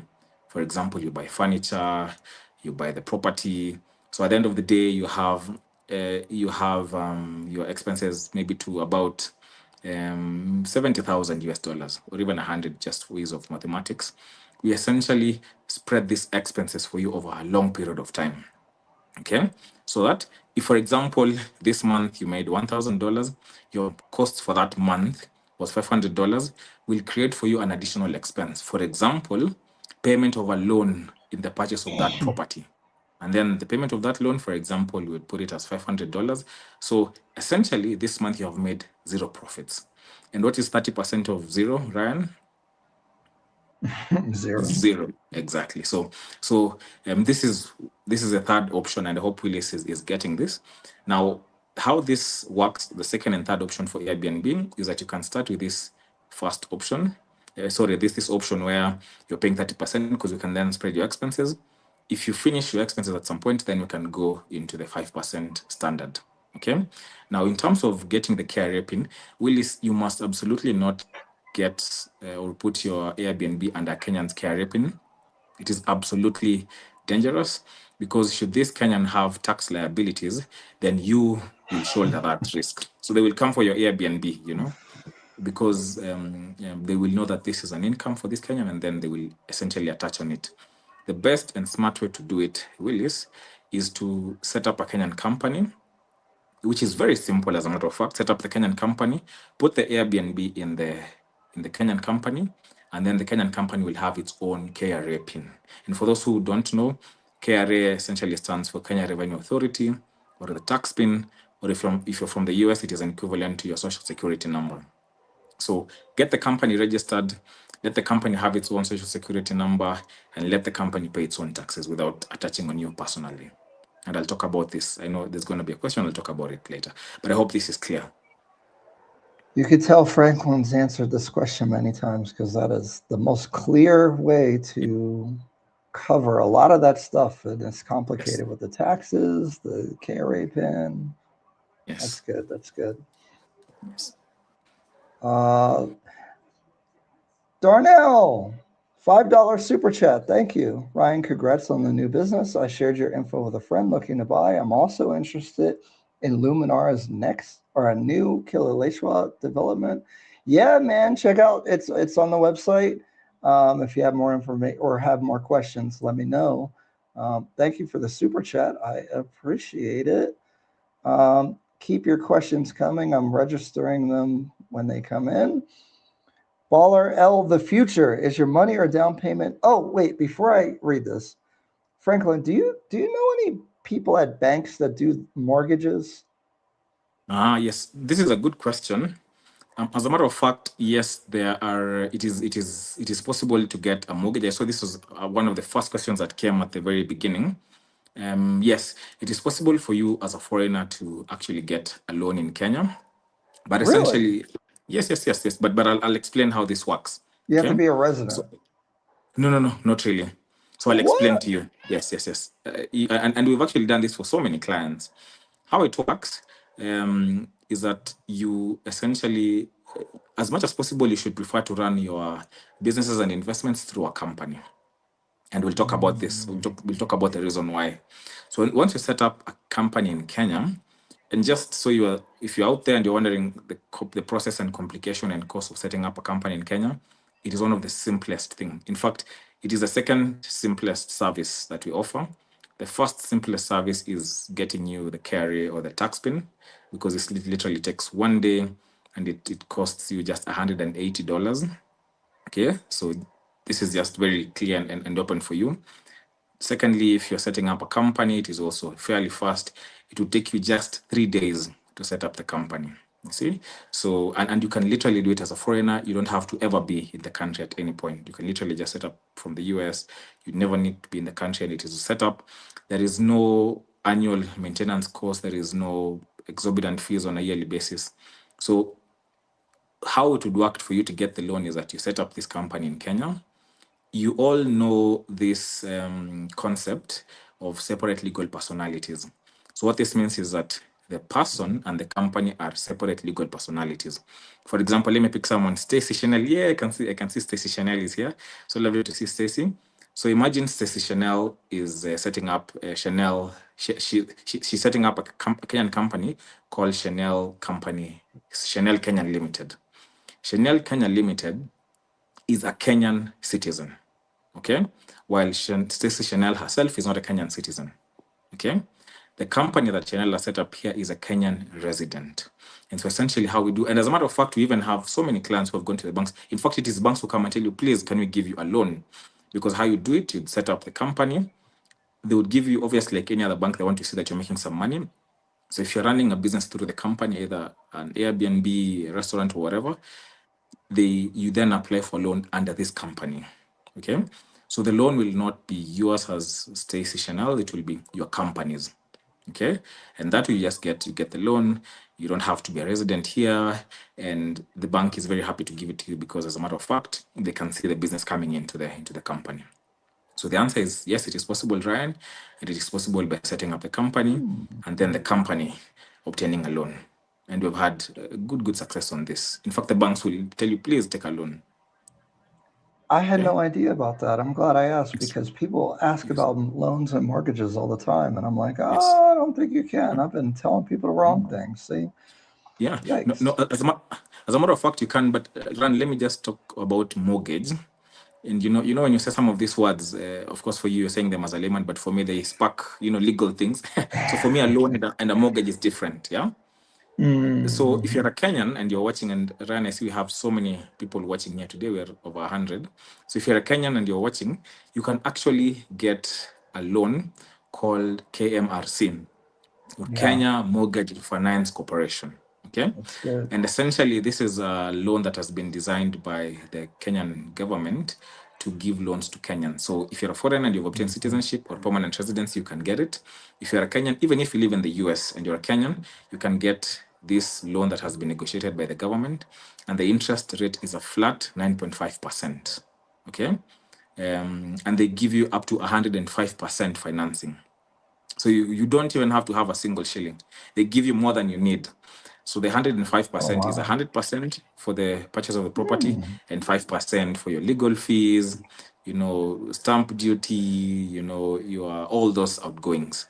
So you can get it, and then you can spread it over as many years as you want, up to 15 years. Okay. So if you're a Kenyan and you want to buy property, you can literally get this negotiated government mortgage, and you're good to And go. for Kenyans, I did want to point this out because there are scenarios, I think, when you can do this loan and the mortgage can be less than what the rent could be in that particular building. So Yes. buying could be cheaper than renting, which for us in the US, that used to be, that's how I started. I was buying at cheaper prices than to rent because I had a good credit score. I was able to get qualified for the bank. So I think that's kind of a newer concept here. And I guess with this, that's a newer program because the rates were higher until the government got involved, right? Yes. So I And think it's a good option for a lot of Kenyan citizens. And as a matter of fact, also Ryan, for our Kenyan followers and viewers, it's absolutely possible for you to also get into a scheme called rent to buy or rent to own. And essentially what this means, imagine you're living in a place, you're paying your rent of 50,000 shillings. You can as well just get into a scheme, which you can talk to you about if you just get in touch with FKC Legal. And it is possible for you to pay that rent in a property that you're owning, so that in a couple of years you actually own the property than just paying rent and the money disappears. And this is another thing that most Kenyans don't know. But it's also an option available also for foreigners. So if you want to live here, if you want to relocate in the country, for example, you're from the US, you want to relocate here, you can get into a scheme of rent to own. Even if you don't have the money at the beginning, just rent it in a course of owning, and then after some time the property becomes yours. And it's for me, if you ask me, it could be a better option than to pay all this rent and at the end of the day you own nothing. We're going to have to Okay. spend some time on that, see what sellers are willing to do that, because that's, we get a lot of those kind of questions, and that could be a solution. Willis Wilson, $5 super chat. What's the typical interest rate on those company loans? Yes, usually the loans would depend from bank to bank and also on the duration. So, for example, longer period loans are anything beyond 3 years. The interest rate would go lower, but any interest below 3 years would be anything in the region of 12 to say 16%, depending on how you negotiate. Okay. So this would be the usual rate. It's a bit higher than the American scenario, I'm sure, but there's a reason for that, and it just works perfectly. However, Not again, unsecured. if you're Unsecured, getting you might be looking at higher rates like 9, 10, 11, out, something like that. in this case, it's around that figure, except the KMRC that I talked about, which is a flat 9.5%. I think this question is actually Abdi might have some good stuff for this, because this may get close to force majeure and all that stuff. Baller L, the future, is your money or down payment insured if a building collapses? Are the projects insured by developers? I do know that most of them have to carry insurance, but for example, the recent collapse, what happens with that? Okay, let me explain. Hi everyone. Good to Hey, have you on board. I don't know if I'm very much audible. yeah, I can hear you. Good. So let me explain. So he's asking if a building collapses, are the projects insured by developers? In most cases, yes, it's one of the requirements, and it's usually even addressed in the sales agreement itself. So you just have to be careful. When does the insurance lapse? Because sometimes what they usually do is they will tell you that in the course of construction, if anything happens, it's the developer who takes liability, and it's upon him now or that company to sort that out. But once they complete, you have to be careful, because if they complete and they're yet to get what we call a certificate of occupation, and then they say our insurance policy cover has run out, that means now their corporation, which ideally should be in place, should now take out an insurance cover for the entire project. I usually try to force them to extend it from the completion period to the handover period, so that you're time bomb starts ticking from the handover, not the completion period. So insurance always goes hand in hand with the risk element. So risk and insurance should pass at the time of handover and not completion. Yeah. So, but before completion, it should be covered by the developer, ideally, yes. Can I ask, like with example, the Hoskensult property on School Lane that had a partial collapse? Yes. What happened? Like, what's going to happen with that? I would not want to complete that transaction at that point. Do I have any recourse? Okay, like, can I get out of it? Like, how does that work? No. So long as if there's a breach, if there's a material breach which affects the agreement, now you see if there's an accident or maybe there's an element of force majeure, the contract redresses all those issues. So if there's a breach which materially affects this project to the extent that they can no longer proceed with the construction, yes, then you can forfeit and you'll be reimbursed all your monies. But if they still have an opportunity with their insurance cover and the company to fix this breach and carry on with the construction, you will have no recourse, rather, or no right whatsoever to withdraw from the transaction. And if you do that, then you will be liable to forfeit your 10% deposit. Ooh. Yikes. Yeah. Right. Investing is not without risk. Okay. Yes, it comes with its own risk. That's why off-plan is cheap, but the risk is high. I like how you said that. All right, Jesse Whitehorn, member and $10 super chat. Thank you so much. Appreciate it. And we have the rest of your guys' questions as well. Can I apply for the Class K permit without locating as of now, but can spend about 3 weeks a year there, get the process started, and pay the fees so when I retire in 11 years, I can buy freehold and I can act? You know, Ryan, let me take this question from Jesse. Okay. And I really like this question. Jesse reminds me of a good number of our clients. I don't know if we have any Jamaicans in the building, but we have There's a a good lot of number of Jamaicans. Jamaicans. Yes, Wagwan, Jamaica. So, Wagwan. yeah. So I have seen this with a lot of our mostly Caribbean clients. We have a good number of clients from Jamaica, from Barbados, from the Caribbean countries. Now, it is absolutely possible for you to apply for a Class K permit, okay? And it is possible for you to apply without being in the country. And so this question is good because I know it's going to answer a lot of the questions that most of you guys have. So I'll answer it again in a very collective way so that I can just answer most of those questions at the same time. For any of the various permits or residencies, it is absolutely possible for you to apply without being in the country. So this is an important point. The only point in time when you need to be in the country is upon issuance and approval. You will need to come to the country at least once to come and give your biometrics so that you can have an alien card or an ID card. Okay. Now, before that, you have no legal obligation whatsoever to be in the country at any point in time. So you can apply.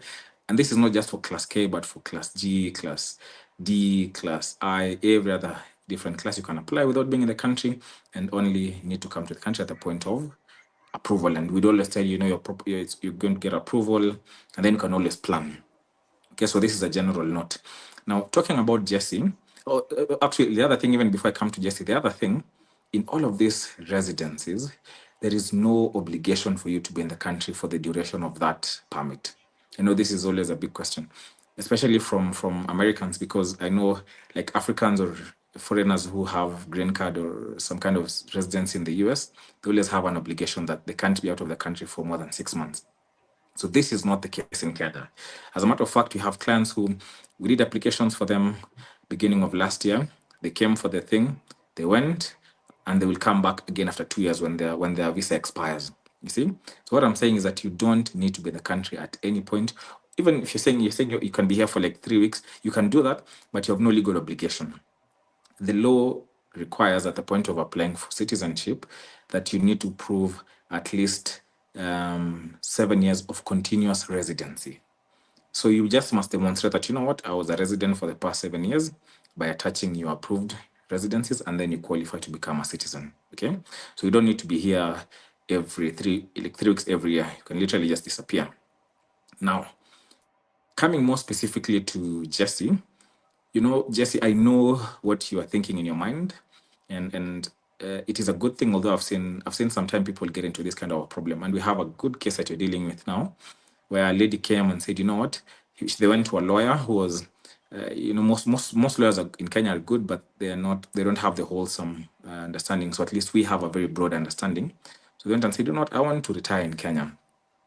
And then she was relocating to Kenya. And then the lawyer applied for her this Class K permit. So for anyone who's wondering what Class K permit is a retiree's permit. So they said, you know what, I want to retire. The lawyer says, say less, let's get a Class K retiree's permit. A few months down the line, she buys, so at that point she was buying a property. A few months down the line, she buys a second property. She goes back to the lawyer. The lawyer says, hold on, you can't get a second property. Why? You can't invest. Why? Because you're in the wrong permit. Okay. Now, we're having to do some work for her now, and she's essentially lost $6,000. Can you imagine? Because of getting wrong legal representation. The appropriate and right approach should have been at the point of making this application. So it's good that we understand what your vision is. When she made this application, the best way would be for her to get a Class G permit, the investor's permit. Do you know why? Because the fees and the government fees and all the associate fees for getting a Class K retiree's permit and a Class G investor's permit are exactly the same. So what I'm saying is that if you're coming to the country and you want to retire, you're going to spend the same money that you'd spend in getting the investor's permit. So might as well get the investor's permit. Even if you don't use it, in a couple of months, you may decide to get into any form of business. Okay. So this is an important pointer. Specifically to Jesse. If you have the money. Yes, if you have the money, exactly. If you have the money. Now, specifically to Jesse, what I would advise is not Class K, the retiree's permit. I would advise a simple permit such as something we call Class N, or a digital nomads permit. Okay. Why this is because the digital nomads permit could save you anything up to $3,000 in every application. Okay. And how this would work is that you simply make the application. It also gives you residency, and this could actually last for up to 2 or 3 years. Okay. The only requirement that you need to show is that in your country of where you live in your country, that you have, or that you earn at least $2,000 a month. So if you can demonstrate that, then you can apply for the nomads visas, the digital nomads visas permit, and it gives you residency in the country. Okay, and it saves you anything between $2,000 to $3,000 at the point of making the application. Why I'm saying this is a possible option for Jesse is because when I read Jesse's text, I see that Jesse is thinking more like they don't want to live in the country for now, but they want to plan their retirement. Okay. So how you do it for now, Jesse, is that you'd get the digital nomads permit, save yourself a couple of thousands of dollars. When you finally want to relocate to the country, you can then apply for the necessary permit. But you see, if you're retiring in 11 years, after 2 or 3 applications, you just simply apply for citizenship. Okay. So even before you come into the country, you qualify and become a citizen. By your 11 years at the point you're retiring, you're already a Kenyan citizen. And yes, you can buy freehold property. So I hope this is very elaborate, but I hope it answers most of the question. I know there's going to be questions about freehold, but I just want to limit myself to the question of, this permits. Yeah. Okay. Yes. So other than the Class K, you would suggest N for him just because it's cheaper. Yes. And I want to emphasize that, guys, like, this is what I'm saying. People say, I'm an investor, so I should do an investor permit. I'm retired, I should do a retirement. That's not necessarily the case. That's a big thing that I want to stress. Actually, Ryan, let me just make a comment on that. And this is, again, one of the biggest misconceptions. You see, when you come and talk to us, one thing that we tell you is that, yes, we want to hear you, but we want you to forget everything that you have read. Okay? Because of the same thing. You see, when you go online and say, oh, I want to retire, retiree's permit. Oh, I'm an investor, investor's permit. Oh, I'm an employee, employee's permit. This essentially puts you in a situation where you can actually get the wrong kind of thing, because you're having a targeted approach. But how we look at it is, what is the best thing for you? Do you really, of course, you want a Class K, but do you really need a Class K at this point? And can you help you save some money here and there? Because I like what Nairobi Barbie said. If we can help you save some money, especially if this money would have been paid to government in terms of tax, we'll definitely do everything that is necessary to do that, okay? So when you come, forget about the fact that you're an investor, you are a retiree. Let us just understand what your vision is, and then we just, chart the path together. So that's a good point, Ryan. Absolutely. Actually, I did this, even though I'm cool with Franklin, we talk all the time. When it came time to do my stuff, he said the same thing. Forget whatever you know, even though I'm pretty well informed. And I was like, okay, here's what I'm doing. Yes. And then he gives me the best suggestion. You know how I look at it is like, when you go to a doctor, you say, I think I have malaria, or I think I have, okay, malaria is not common in the US, I don't know.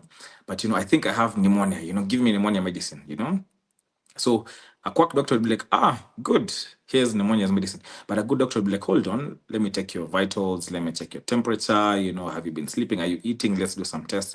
Even if they think it is pneumonia, they just want to have an understanding. And that's also how we approach it. And you know what it is, though? Because it is a low trust environment for someone coming, they are trying to arm themselves with information, which makes sense. Hence the partnership, because hopefully, they don't, they don't have to be on guard as much with working with you guys, and it's kind of but I understand where they're coming from with that. But then you try to do your own research, and now you're crashing out into a situation that's not the best for you. So, okay, Willis Wilson, member, $5 super chat again. Thank you. I'm both a U.S. citizen and a St. Lucian citizen. Would it be easier to apply using my Caribbean passport or go through the U.S. route? Best option. And then actually we have someone from the DRC that asked a very similar question. They were born in DRC. Can they buy property? Is that better, basically? Yes, I saw the question on the person from DRC. I think let me start with okay. Let me start with. They're from DRC, but they're a British citizen. Okay. Okay. Very, very good. So let me start with. I don't know how you say this, Miss Zook. I hope I'm getting that, Mr. Miss Zook. So for you, I would specifically for you, I would suggest using your DRC passport. Okay.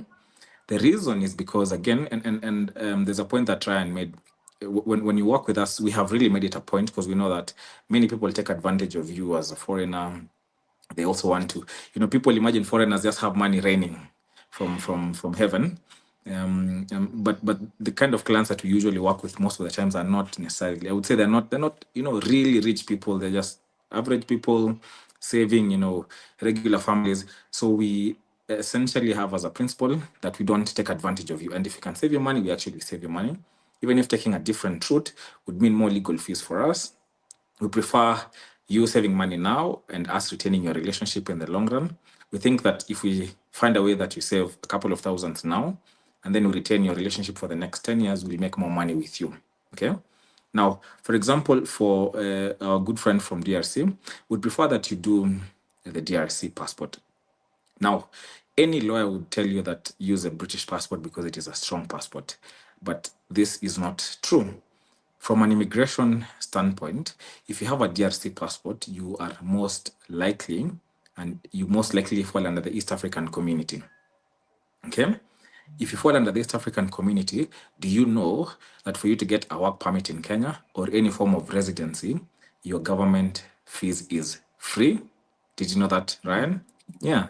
So if you have a DRC passport or any East African passport, while Ryan, the rich man, is paying $6,000, $5,000 for government fees to get residency, you essentially pay zero. Okay, so for a good friend from DRC, for you specifically, I would prefer that you use a DRC passport just because it gives you that option. Of course, we'll still charge you some legal fees. There'll be some small facilitation fees here and there, but you'll essentially save up to $4,000 or $5,000 on that DRC passport, and you essentially get residency as an East African community member. You have you have residency. You have a work permit. If you have a spouse, they can become a dependent, and you've saved thousands of dollars. Okay. Now, coming to the other question on US or the Caribbean passport, I would say it depends with what you want to do. Okay. What I have noticed, Caribbeans, in my view, are the easiest people to assimilate in Africa. I don't know why, but they essentially fit in Africa really, really well. Okay. And I've traveled to so many African countries, as you're aware, if you follow me, but I've seen that Caribbeans adapt the easiest. Now, so in terms of mindset, the mindset that you should bring is as much as possible the Caribbean mindset. But when you're talking about immigration and residency, for you, I would prefer the US passport. The reason is this. So the question is not clear for what purpose, so I'll just give again a broad description. So I'm sure it will be one of the two. You could want, for example, just an ability to access the country, just to come in the country, stay for a couple of months, go back. Maybe you don't have any desire to move here in the long run, but you just want to have access. We can apply for you what is called an MJV, or a multiple journey visa, which is a visa that is allowable to US passport holders. And what this means is that with that MJV, you essentially have a 5-year visa to Kenya. So it's 5 years. Remember, that's a good time.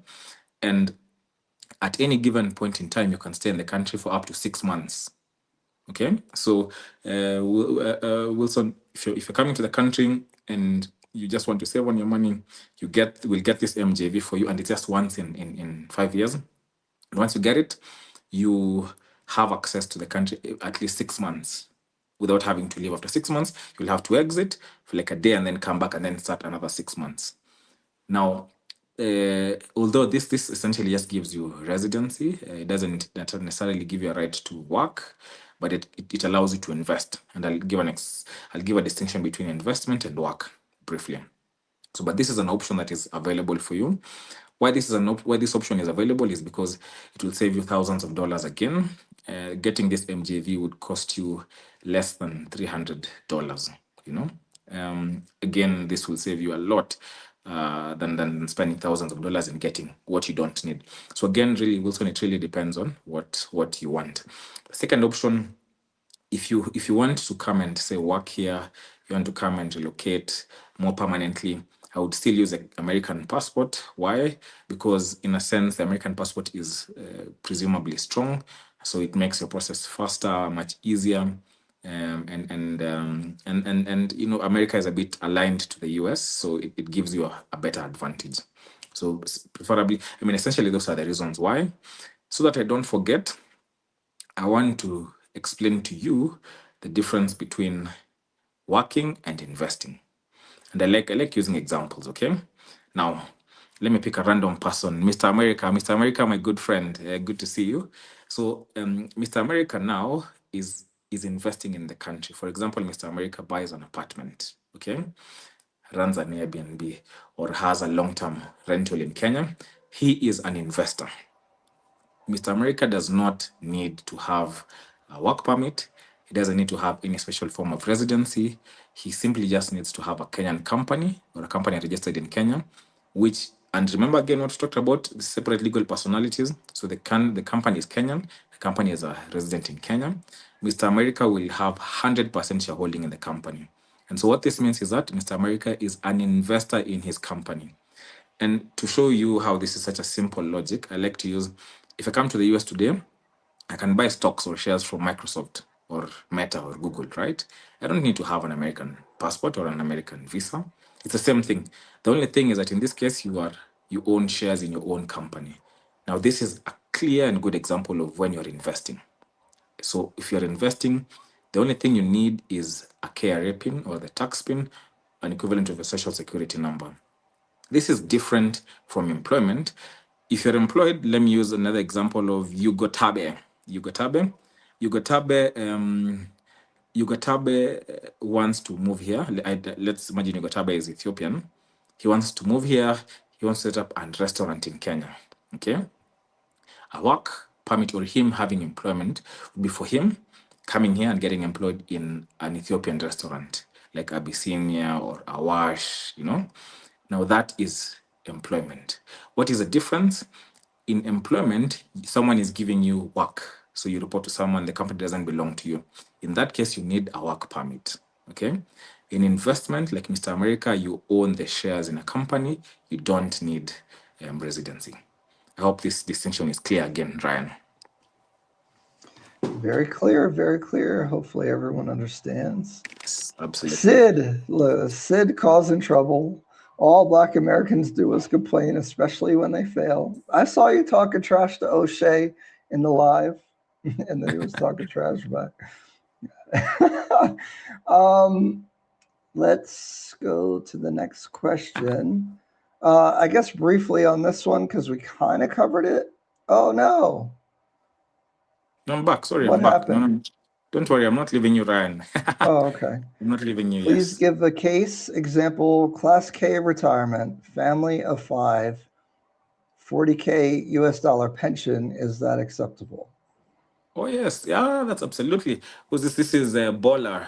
I like the name Baller the Future. Good. Please give case example of Class K. Good.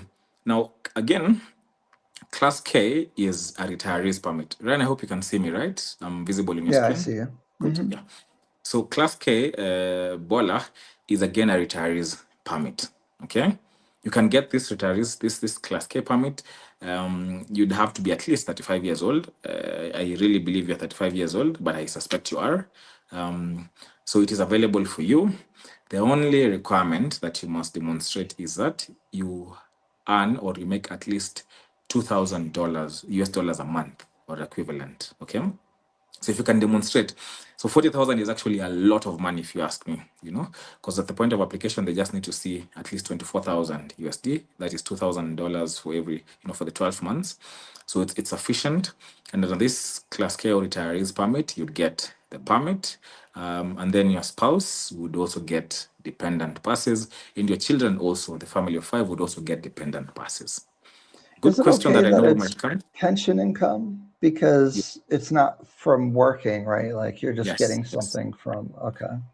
Actually, if you ask me, this is even the best because you see, pension. Nothing speaks retirement better than pension, So yes, it's absolutely possible. It's absolutely possible for you, Bola, to do that. And a question that sometimes come, there is no restriction as to the number of dependents you can have. Bola, sometimes I know this happens to some families. You even have cases on clients who bring their fathers or their mothers, especially when they're elderly, and even those can become dependents. So that doesn't have to be your kids only, it can be your spouse and also your parents. Okay? Okay. Yes. That's good to know. I thought each person had to do it. That's good. No. Yes. Cypher 6210. I'm Kenyan, married to an American. I have a Kenyan ID, but no valid Kenyan passport. What's up with that? First of all, I've talked to a lot of people that are Kenyan with no documentation. Anyway, can we invest in my name to start? Ooh, this is good, Cypher. And by the way, shout out to all the Kenyans in the building again. Ryan, I wish you had, I wish you had those DJ things. I usually do. I don't have it on my laptop. Yes. So shout out to all the Kenyans in the building. If it was Ryan, Ryan would be like, Habarigani. Like, what is that YouTuber? He's called I Show Speed. Habarigani. So shout out to all the Kenyans in the building. Now, first of all, if you're a Kenyan and you don't have a passport, please just talk to us. We can sort that out for you really, really easy. In just a couple of days, you'll have your passport. Okay? Couple of days. Even Ryan, we have in the past, I would say in the past 2 months, we've had Kenyans. Before I come to this question, we've had Kenyans who have lived in the US for a long time, and some who have lost their IDs. Okay, because you stay there, you forget, and then you come back, you want to invest, you don't have an ID. So we've had maybe 4 cases in the past 2 months, and we've helped all those Kenyans get IDs. So sometimes, you're in the US, you have a passport, then you lose your ID, come to us. We got it for some people in just a few days. Okay, so What? please come I to had some us. Yeah. friends complaining Oh, that it took a month yes. to get a passport No. as a Kenyan. I'll tell you, I will not mention names, but we have someone who came to us. We began the process with them on Friday. So this is Sunday. We began the process with them on Friday, like 2 days ago. By Tuesday or Wednesday, this coming week, they'll have an ID. Can you imagine? You know why, Ryan? Because we know people. Because you know the president. That's what people think when they see your name. And essentially, that's why I don't use my second name. But essentially, essentially what we do, if you're a foreigner or if you're a Kenyan, we like to give you premium legal services and legal support because we don't want having any troubles with Ryan. So essentially, we'd escort you to the police station. We'd make sure that you get the abstract very quickly, so there's no bribe being paid to the police station, to the police. We'd also escort you to the specific place where they process Kenyan IDs, and you'd give your fingerprints, and then you'd get the waiting card. So in one day, we'd be able to do all these things for you in a way that you feel really valued. So again, for a good friend here, if you don't have a passport, just talk to us. It is absolutely doable. Now, Franklin just walks in the state house, and they know him by name. So, I mean, but do I say? So again, I just want to talk about a friend here before I answer the question again. On the question of marriage, also if you're a foreigner and you've married a Kenyan, or you're Kenyan, you've married a foreigner, vice versa. We, Ryan, sometimes I think I'm everything, but in this year alone, I have officiated at least 4 weddings. And myself, I'm not married. So we also work with you guys because we really want to give you all the support as foreigners or even as diaspora friends. So we help you, even if you're a Kenyan and you're struggling to get a date with the marriage registrar, we would be very happy to have a conversation with you around that, and we'll help you get the date, get the marriage certificate. If you've registered the marriage in the US and you wanted to recognize in Kenya, we also do that for a good number of clients. So just talk to us. Now, in this case, you're married to an American. do the prenup. Yes. Oh, yeah. We also do prenups for you. This is so Kenyans don't like this conversation, especially my Kenyan sisters. So, but we also help. We help you. We help you come up with prenups. We had a situation where an American gentleman was marrying a Kenyan lady, and he was scared to bring up the issue of the prenup. Then he came and said, Franklin, you're my brother, you guy, can you help me? So at least we also helped, be able to discuss the issue in a way that both parties feel comfortable and come up with a prenup, okay? So, we can always have that conversation. You can reach out to us on any of our social media channels or on YouTube at FKC Legal. In this case, you have an ID, but you don't have a Kenyan valid passport. Can you invest in my name to start? Yes, it's absolutely possible for you to invest in your name. But you see, I really, really discourage people from investing in their names, like in their personal names. I know what you mean because you're not a lawyer, so I understand what you're saying. But you see, if you invest it in your own name as an individual, you put yourself in a lot of legal and liability risks, okay, in the event of a lawsuit, in the event of taxes. So preferably, to answer your question strictly, yes, it is absolutely possible for you to do that, but the risk is extremely high. Should you, God forbid, die, should there be a legal suit, should there be an issue, the best way is that you can set up a company with your spouse who's American. Depending on what you want, you can have shareholding as you want, and then you can put the investment in the company. And because you're a Kenyan, there is always a requirement for having a local representative or a local director in the company. Because you're a Kenyan and you have your ID, you will simply be the local representative or the local director in the company. And then through the company, you and your American husband or spouse can do all the investment. Okay? So the answer is yes, but there's a preferred route. Okay, before we get to Darnell's $5 super chat, thank you, and a member, by the way. I wish I did have the soundboard. Before we get to that, I've been talking to Franklin, and then he's always at the jail helping people getting arrested in Kenya. What the heck is going on? Can you talk, So please? yes, so Advise. What are again, people doing? How are y'all getting arrested? yes. Again, let me say something, Ryan. If you quote me outside this place, I will categorically deny, and you'll have a problem with my lawyers. Okay, but I essentially have contacts and make a point to know police in all the main police stations, especially where our clients usually circulate. So, like in Parklands, we know the police very well. In Gigiri, in Spring Valley, in Kilimani, in Kileleshwa. Um, for two reasons. First reason, I kind of like people breaking the law, because if people didn't break the law, lawyers would be jobless.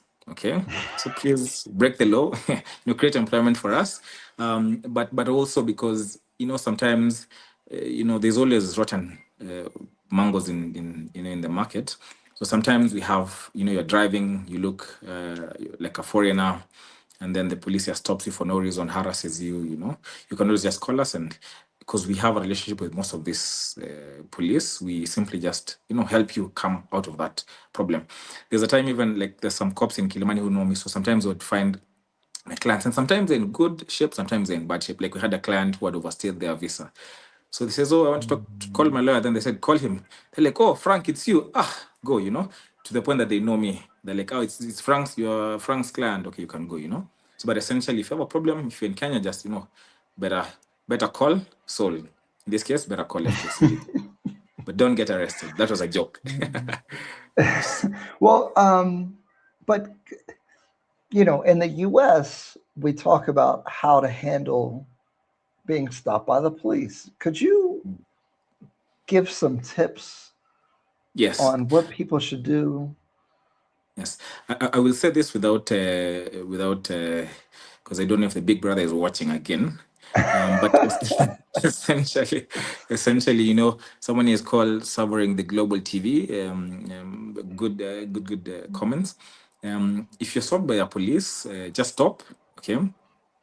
These people usually try and smell fear, or they try and make you look like you don't know what you're doing. So what you must do is that you must absolutely be very calm. One thing that I do surprisingly is that I usually disarm them. So I mean, first I'm a lawyer, so it's not a problem. But usually I disarm them. So for example, when a cop stops me, I always greet them first. Niaje. Sometimes I even give my hand for them to shake. What this does is that it destabilizes them. Because they smell fear. They're very, very timid. They're very, when a police officer wants to do something illegal, they're very timid, they're very stupid, they're very dumb. Okay, and they're also scared. They don't know who you are. So it's a bluff game. Okay, so first, be very calm, be very confident, listen to what they're saying. Now, this is important. If you have made a mistake, especially if it is a traffic violation, tell them, "Oh, I'm really sorry, man." So accept. Don't just say, man, I'm sorry, I didn't see the red lights, or someone pushed me off my lane, or man, I'm new in Kenya, okay? So just talk to them, be candid, be confident. If they ask for something, we can talk about that in chambers, and if they insist really further, just better call FKC Legal, But yeah, be easy with them. Don't start saying, "I know my rights. I know my rights." Don't say that. I know my rights. That's not going to work. Yeah. Not going to work. Yes. That's why I'm surprised. Like, you guys fight with the police, you get arrested. I've been stopped up 3 times, so I never really had a problem like that, though. Just, if you act scared, yeah. Yes. Don't act scared. Don't. But be nice. I agree. Be nice. Uko aje? Unataka chai? Yeah, exactly. Yeah. Kenyans will be, it's an inside joke. Yeah. Some chai. Anyway, Darnell, $5 super chat. Thank you very much.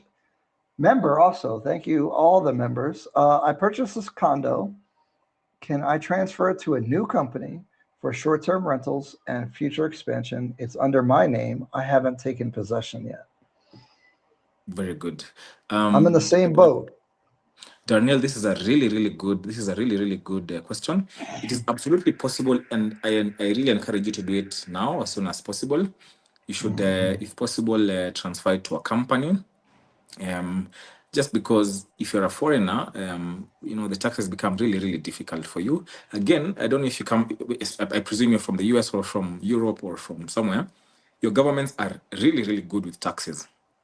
So for me, I would say the biggest reason why you need to have a Kenyan company is because your government is watching.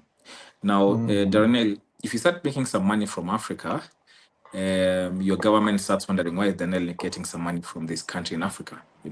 If you're from the Netherlands or from the UK, they know, they know very, very well. Okay, so this, and then what usually happens if you're from the US, the taxes would range anything between 19 to 35%. So imagine being taxed in Kenya and then being taxed by the US government 35%. Okay, because this is foreign, they essentially tax global income if you're an American. If you're from a country like Spain, it can go as high as 47%. So imagine getting taxed in Kenya and then paying 47% to your government in Europe, Now, please put it in a company. If you do it now, it is the best time because it's actually simple and it costs you very little money. You will not need to pay stamp duty as long as the property has not yet been registered. All you'd have to do is get in touch with us and we'll do something for you called a deed of novation. Okay? And the deed of novation essentially is an agreement that amends the previous agreement because you had a sale agreement before, yeah? So we'll just make an agreement that is going to be by three parties: yourself, because you are the initial purchaser of the property, the developer, and your company that you have now created. And the document will essentially be saying, me, Daniel, I have agreed that the property should not be owned to Daniel Kenya Limited, and the developer also just signs. And the developer will charge you absolutely nothing. Usually it would cost you anything like $100 or $150. It's not much, but it will save you so much. Okay? Yes. So yes, Good please, you should do stuff. it. Yeah, don't pay your government all these taxes and don't get taxed twice. It's a good question. Cypher 6210. Thanks for the info, guys. Thank you. Let's look at the chat real quick. Welcome, Cypher. I said, Franklin, I didn't know you were Dynasty. Please disregard everything I'm saying. Who's this? Nairobi Barbie. I need to meet you. I need to meet you, Nairobi Barbie. Yes. I know. She's funny. Yes. Martin Invest. He's waited a long time. This is an hour ago. Yes. I heard you can write off the apartment you buy with 50% of the first year as a company expense. Is that true? This is Martin, my good friend. Yeah. Yes, it is Martin. Yes, Martin, you're absolutely right. Shout out to you, Martin, all the way in Germany. But Martin, I don't know. I saw this law recently in Germany. I don't know if it is true. Did you see it, Ryan? The law that if you're a German person, I think below it's some certain age, and you want to leave the country for more than 3 months, you must sign out to the military or something. Yeah, I saw that. Something that said that. Yeah, I was going to talk to Martin about it because I think it's going to be, Martin, I don't know if that is the case in Germany, but it's going to be a big deal. But yes, you're absolutely right. Escape before it's too late. The problem is that the law passed and no one knew, So now they're like, oh, there's a law like that, under the military. So it's too late. But yes, Martin, this is absolutely possible. And beyond that, I don't know if you've had these conversations, it's actually absolutely possible for you to input all your expenses, including the cost of construction, or purchase rather, if we structure it in the appropriate way, and it is absolutely possible for you to then write this off as expenses. But beyond that, it's possible for you to do it beyond just 1 year. Sometimes we like to do it over like a 3-year period, because sometimes, the first 1 year you may not make so much money if you're just starting out, but over a 3-year period, it's best to spread and this is what we call tax planning. So it's better to spread them over a long period of time, so that you don't exhaust them in the first year and you're not making so much income in the first year. Wow. Dr. Deca, member. Yeah, very long time member, by the way. Yes, Franklin, what does the payment to FKC cover? Once I make the payment to FKC, can I expect to get answers about contracts, taxes, residency, banking? Please explain the payment structures. Good. So how do you work? Can they ask you questions? Do you charge them hourly? Shout out to Dr. Decker. I will answer this question in a general sense, and then I will answer it specifically for Dr. Decker again. So usually we charge a consultation fee, a one-time consultation fee for all your queries as long as you're our client, okay? So essentially what we do is that if you're a new client and you come on board, there'd be two options, okay, in terms of how we charge at the initial step. The first option is that you could come and just seek to simply, and Rand, did you lose me? You can hear me still? No, I hear you. Mm-hmm. You can hear, okay, good, yeah. So if you come in, the first option is that you can come and you just want to ask questions, to consult and not have any specific work. In that case, we usually charge you a flat fee of $250 as our consultation fee. But a good point to note is that this necessarily doesn't mean that it is a one-time fee or a one meeting fee. Like, it doesn't mean that you only go to the call once and that's it. It is for the lifetime of that client as long as you have any consultations. So it's a very good deal if you ask me. Because as long as we have that, we have you in our system, at any point in time, you have access to any of our lawyers, you have access to me, you have access to Abdi. We have more than 10 lawyers in the law firm. So good number, 10 lawyers who are highly specialized on different things. And so we give you support for a long time, up to 1 year, okay, for any kind of consultation you have, okay, at just $250. If you go to the US, that's just like 1 hour charge in a lawyer in the US. On the other hand, and the second instance, which is where Dr. Decker would fall, Dr. Decker is our good friend. You could come and you have, for example, specific work that you want us to do for you. For example, you want us to set up a company for you, you want us to represent you in a purchase of a property, you want us to represent you in some due diligence. If you instruct us on any work, okay, then the $250 is waived entirely, okay? So for example, if you come and say, I want to set up a company, we charge a flat fee on company incorporation at $600. So if you say you want to incorporate a company and we charge you $600, then you become our client and you have access to us as well. So you can ask us all the questions about taxes, about conveyancing, about residency, you see. So in this second model, you don't have to pay a separate consultation fees. As long as you're a client once, you have access to all of us, on a lifetime basis.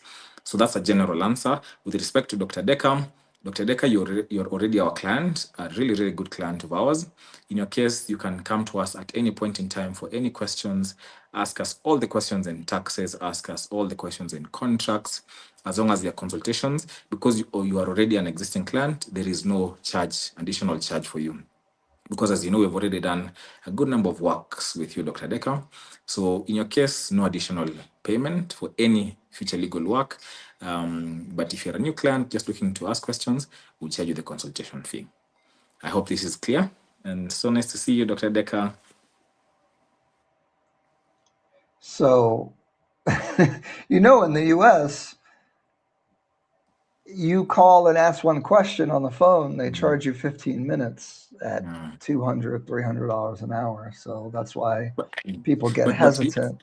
Yeah, you know something, Ryan. In truth, it is also it's also a big problem in Kenya, and this is one of the biggest concerns I get from people. They say, it's very difficult to get information in Kenya.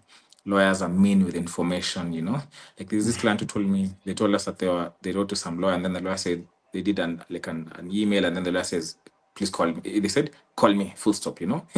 So lawyers essentially don't like sharing out information. Our mission, and you should all visit our website to see our purpose and where we live and why we exist, because we are not an ordinary law firm. Like we are really driven with our vision and our mission, and our vision and purpose is to make it seamless to invest in Africa. And so we exist to break the barriers of investing in Africa. Okay. Now, one way to break the barriers is that we try to make it for you, approachable, affordable, and accessible, triple A's, okay? And that's why when you come to us, we don't want to charge you hourly. We want to share with you a lot of information, all the information that you can possibly have, so that you can invest in Africa, because that is exactly why we exist, So, please take advantage of what we have. And most of this, I have to say, have come as a result of our partnership with Ryan. So this is also, there's always a special place given to referrals coming through Ryan, because of the relationship that we have. Same way Ryan's real estate company now has negotiated for you a 3% discount with the new Luminara project. And if you ask me, that is a lot of discount. In the same way, if you just come and mention Ryan, you get some really special treatment. Okay, yeah. So we are all here for you guys. Yes.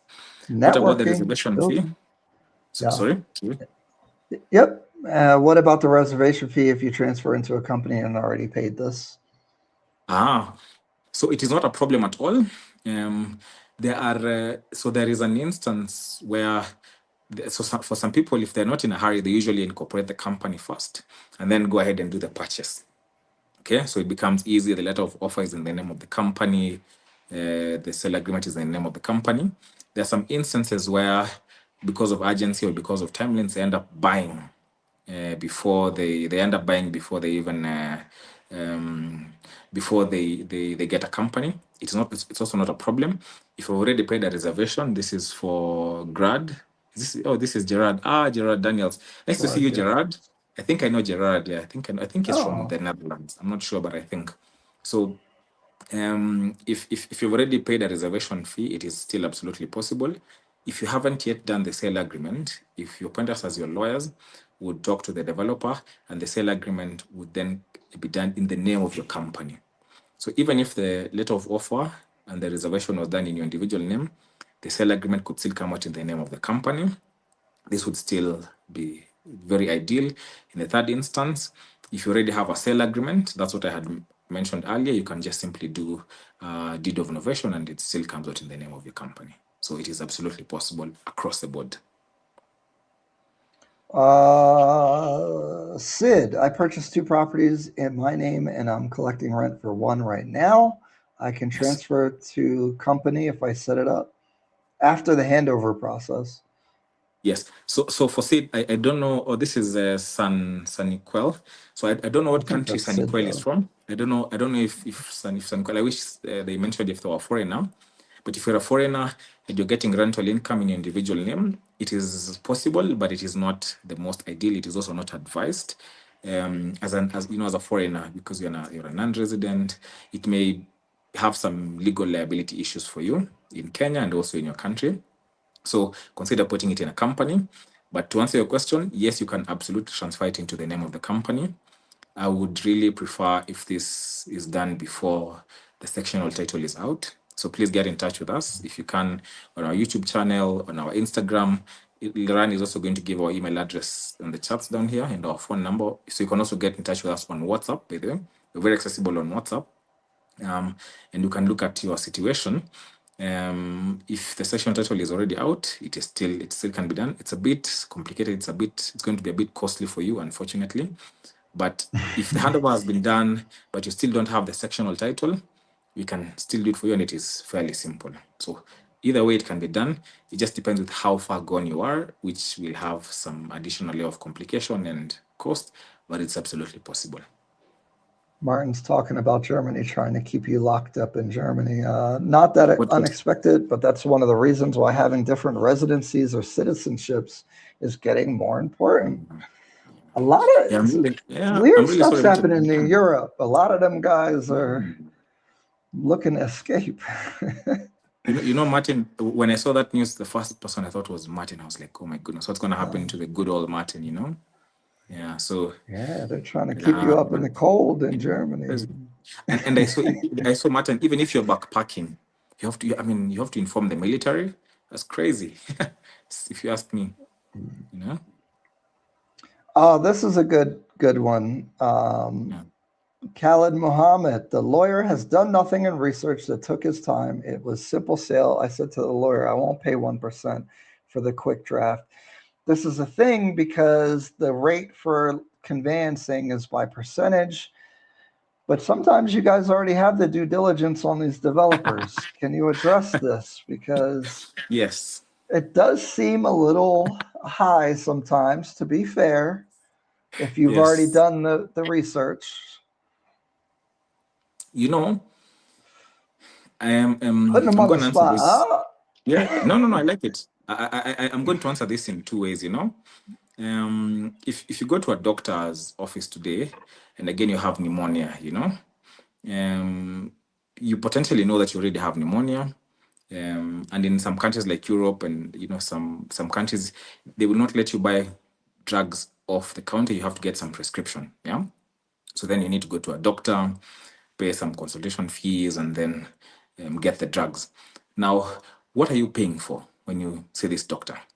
You are essentially paying for two things. First, you're paying for their time, and the time comes as a matter of expertise. The doctor has been in school for like years and years. In Kenya, for example, lawyers have been we have to be in school for like at least 7 years before you can be admitted to the bar. So that's a very long time. And so essentially what professionals sell you first is that they sell you their time. Okay, so that even if they've already looked at that document before, they're employing fresh time for you. Okay, so this is one reason why any lawyer is going to charge you for this work. And you see, the logic is that if lawyers say that, because I've done it before, I will not charge you, then lawyers would never make any money. If doctors said I will not charge you because you already, I have seen another patient who has pneumonia, they would never make any money, because they're using their mind and time for every patient. But also, Khalid, you see, sometimes you pay for what you want to avoid. Okay. Now, there's a reason why people have the phones that they have. For example, not to throw shade to any Chinese phone, but there's a reason why you'd buy a Samsung and why you'd buy an iPhone and why you'd buy, for example, a Google phone, and you will not buy the cheap China phones. Okay. Do the China phones call and have WhatsApp and have internet? They do, right? But you're buying an iPhone, you're buying a Samsung, or you're buying a Dell, or you're buying a Toshiba or a Lenovo or whatever, because of what you want to avoid. So why do you pay this? Because sometimes you want to avoid some things. And the last thing that I'll say, this is interesting, but I want you guys to know, don't ever imagine that all sale agreements are the same. Do you know that? Do you know that as a matter of fact? Different. Do you know that as a matter of fact, some sale agreements are better than others? For example, you've seen an instance in the same property where two people buy. In one sale agreement, the person has been allowed that when they buy the property, they can have access to the gym, to the swimming pool, to the whatever at no additional cost, because we negotiated for them to have that as a clause. In another sale agreement that we saw later, they did not have this. What this is going to mean is that when these two people will be running their Airbnbs, one of them is going to have an additional like $100 expense every single month. Why? Because the sale agreement did not have the clause allowing them to use the swimming pool and the gym and the sauna. You see? So will they ever know that someone else got a better deal? Absolutely not. So the point is, don't ever make the presumption that it's just a simple draft. No two sale agreements are the same. Now, when you go with lawyers like FKC Legal, you're paying for what you're getting, but even more important, I like to imagine that, so what you're going to get anyway, but you're also paying for what you want to avoid. Okay? And I hope this answers the question. But please feel free to get in touch privately and we can have that conversation. Dane, is it possible for me to have a consultation with Franklin? I'm currently starting my investment journey in Kenya, and there are a few things I want to get clarification on. Yes. As a matter of fact, Dane, please get in touch with me. I'll be very, very happy to meet with you. I don't know if you are Kenyan. If you are Kenyan and you're in the country, please come over to our offices. Our offices are in Kilimani and Westlands, so you can literally choose either of the locations. Otherwise, if you're out of the country, yes, we can certainly have a consultation call online, on Microsoft Teams, on Zoom, on WhatsApp, any. I'm just going to put our email down here and our WhatsApp phone number so you can get in touch, and we'll get in touch immediately. Yes. Martin said, militarization is starting to happen in Europe thanks to the U.S., Trump pulling back and all that. So they secretly passed a law that we have to let the military know if we leave for more than 3 months. All men 18 to 45. I thought y'all had gender equality over there. Why is it just the men? What's going on? Martin, maybe this is a good time to associate as a woman. I'm just putting it out there. Khaled, I follow you, Ryan. I purchased an apartment in Parklands. It was a simple sale between seller and myself as I live in an apartment. However, the lawyer said he's going to charge me 1%. Yeah. I mean, the thing is, my perspective, sorry, Franklin, if Yes. you can do it on your own, but then it's risky. And I always think of the lawyers as insurance. So if you do it on your own and something happens with millions of shillings, you know, and but look, I have the same attitude with lawyers sometimes, like, do I need this? So I get it, you know. But And then let me yeah. Ran, let me say this also. You know, also to Khalid, Khalid, I hear you and I can empathize with where you're coming from. You know, sometimes it is, there's some, how do I say, there's some overriding situations, For example, you and your friend are buying a property, you've just agreed between yourselves, we essentially have the general rule, but if you, and this is for all clients, not just Khalid, if you feel at some point that something for you doesn't work out and you really, really want to still work with us, just get in touch with us, I mean, it cannot be that the price is the most important thing for you, Obviously, the price is important, but certainly other things are important. For example, if someone comes and says, I will charge you 0.1%, but I'll do a shoddy job, will you be happy? No. Why? Because price is not the only important thing for you. But if price is if price is paramount, and it should be paramount for everyone, please just still get in touch with us and tell us, yeah, I'm happy, but this is too much for me, and we'll have a conversation. Okay, so I hear you, and just reach out to us and we'll see what we can do. Of course, it is always on a case-by-case basis. Nairobi Barbie, Franklin, I'll set up a meeting through your website and I'll be bringing my single Barbie, so be ready.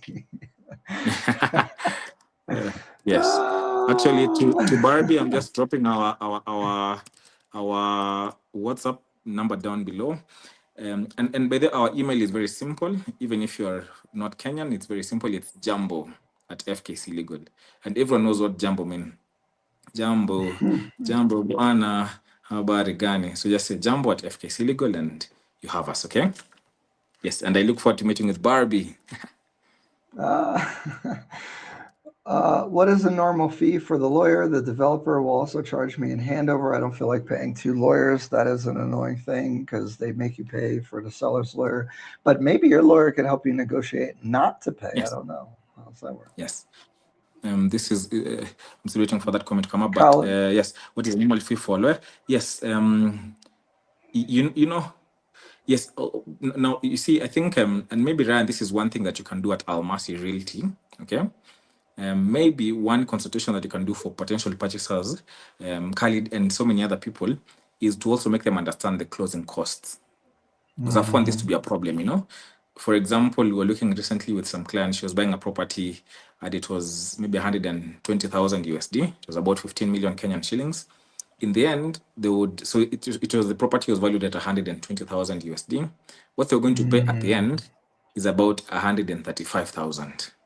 A clear $15,000 difference, And this is because of stamp duty, legal fees, service charge, So I think, Khalid, it's very good to know at the initial point of view to just know what are the kind of costs that you'll incur well upfront, so that you don't have any surprises along the way. Absolutely. The closing costs are a thing. Yes. There you go. You're most welcome, Khalid, yes. Yes, and Khalid, please reach out to us. Let's have some talk, okay? All right. How do you get a Kenyan citizenship if one of the parents was from Kenya, passed away, and a child was born in a different country? How long will it take to get citizenship?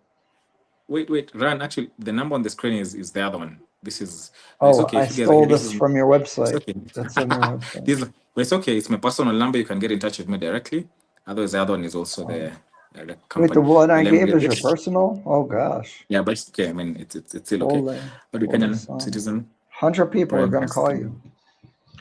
It's okay. So, how do you get a Kenyan citizenship if one of the parents was Kenyan, died, and the child was born in a different country? How long will it take to get? This is a good question, Mr. America. Now, Mr. America, my good friend, maybe you can just give clarity as to where you were born, okay? So that I know how to answer this question for you. In the meantime, Ran, you can get another question and then I'll come back. Okay. There's a reason why where you're born is very important. And then we'll circle back to my good friend. Baller said, "This is the highest quality content from Kenya I've seen. Thank you all." Thank you, Baller. Appreciate it. I can't believe 100 people are sitting here doing a legal consultation. Yes. That's And crazy. it's for a Shout out long to all you time. guys. A long time, 2.5 hours consistent. Wow. But, And thank you so much. Thank you so much, Mr. Bola. Again, like I said, we want to overwhelm you with all the information that you can possibly have. To be very honest with you, you don't really have to even work with us as the lawyers. Our mission is just, remember, our mission is to make it seamless for you to invest in Africa. We don't need to appear anywhere. Okay, so you can literally you can literally listen to our information, go to another lawyer, and we're very happy to just give you the legal support, and we're here to give you all the information that you need, just so you have, even if you already have a lawyer, now you're better off. Yes. Martin Yes, said, please "Yeah, get in no touch, women, Mr. only Khalid. men." Oh yeah, Khalid said, "Thank you." He's overseas. Yeah. So that's what's up. Martin, yeah, no women, only men. Gender change is legal and not too difficult. Don't make any sense. Very good, When Martin. You can I? see, I gave you an idea, Martin. I knew it. The lawyer mind is like, change your gender. Yes, yeah. Sid, when can I expect to pay taxes to the government since I'm collecting rent right now? This is a really, really, really good question, and I'm happy that Sunny asked, because I was going to talk about it, but I forgot. So I'm a little worried about that too, Franklin. Yes. Actually, as long as and you, most of you guys who I'm going already to are, jail. Ran, you could actually go to jail. You'd probably meet me there, so don't worry. Probably find me there with another client or with a cop having some tea. But this is a really, really important question, and it is very timely. I will just speak about it now here. But if you're our client here and you're our client last year time like now, you know that every year our law firm keeps a diary of all the people that we work with, all the people that get in touch. Ryan, that is still the other number, but it's okay. It's okay. You can. I put the number I'm same in the sorry. chat. No problem. Where'd you put it? Somewhere you'll see in the chat. But Go essentially, ahead. we will usually get in touch with you, and we'll usually get in touch with you and advise you of the taxes.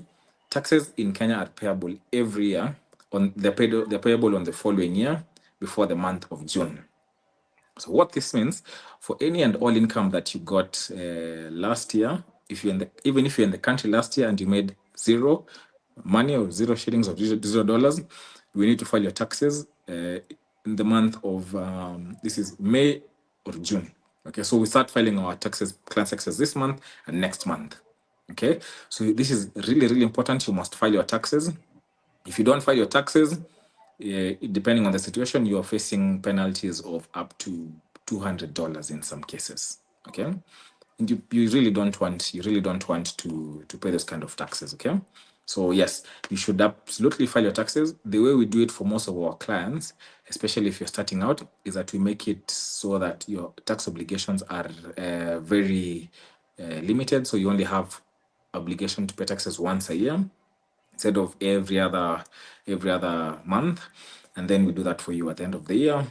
And again, we try to make it very, very affordable for our clients. So if you're filing taxes in Kenya, it would cost you just around $50 to do the taxes for you, and you save yourself a lot of money. So it's really not much. We try and make it accessible for you. So just get in touch with us, and we'll help you, do that if you have an issue. Franklin,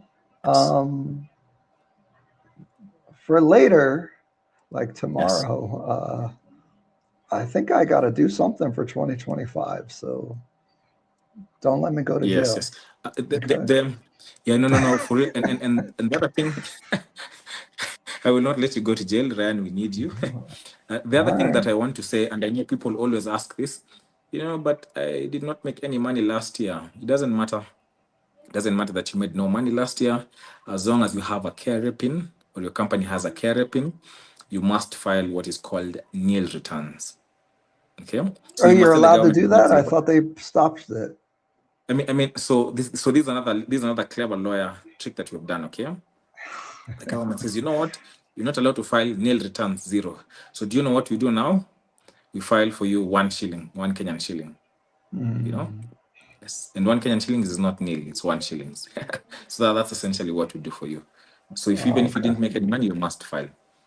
What is an investment amount for foreigners? Yeah. To set up company, you literally don't need any money to set up a company in Kenya.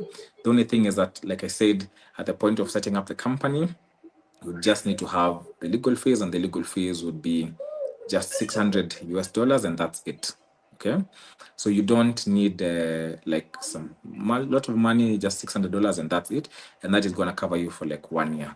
Okay, the other time you're going to do the next filing is going to be the following year, and that's when we'll be doing the company filings for you, and also the tax filing for you. And like I said, that's just going to cost you $50. Okay, so again, you actually don't need to have like lots of money. You don't need to be a rich person to have companies.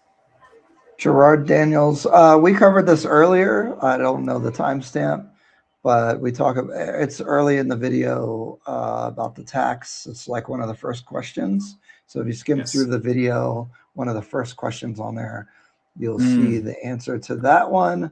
I missed one important part. We have a property and rent an Airbnb, and does that mean we are in trouble? We have already saw and carrot. Let me see. I'm you got to do taxes.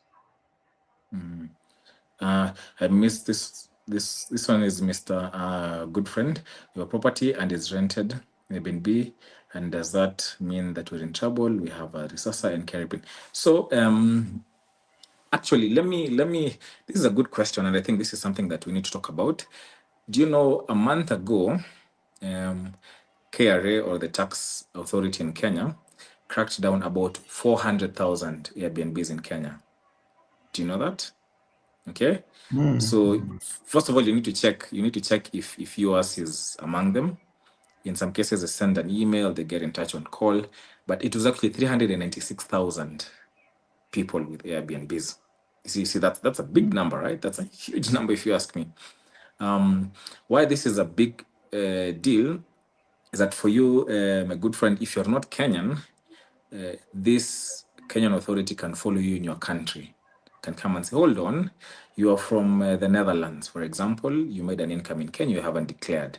And so they can potentially write to your tax authority and kind of like rat you out in an effort to seek your government's assistance to pay the money. Okay.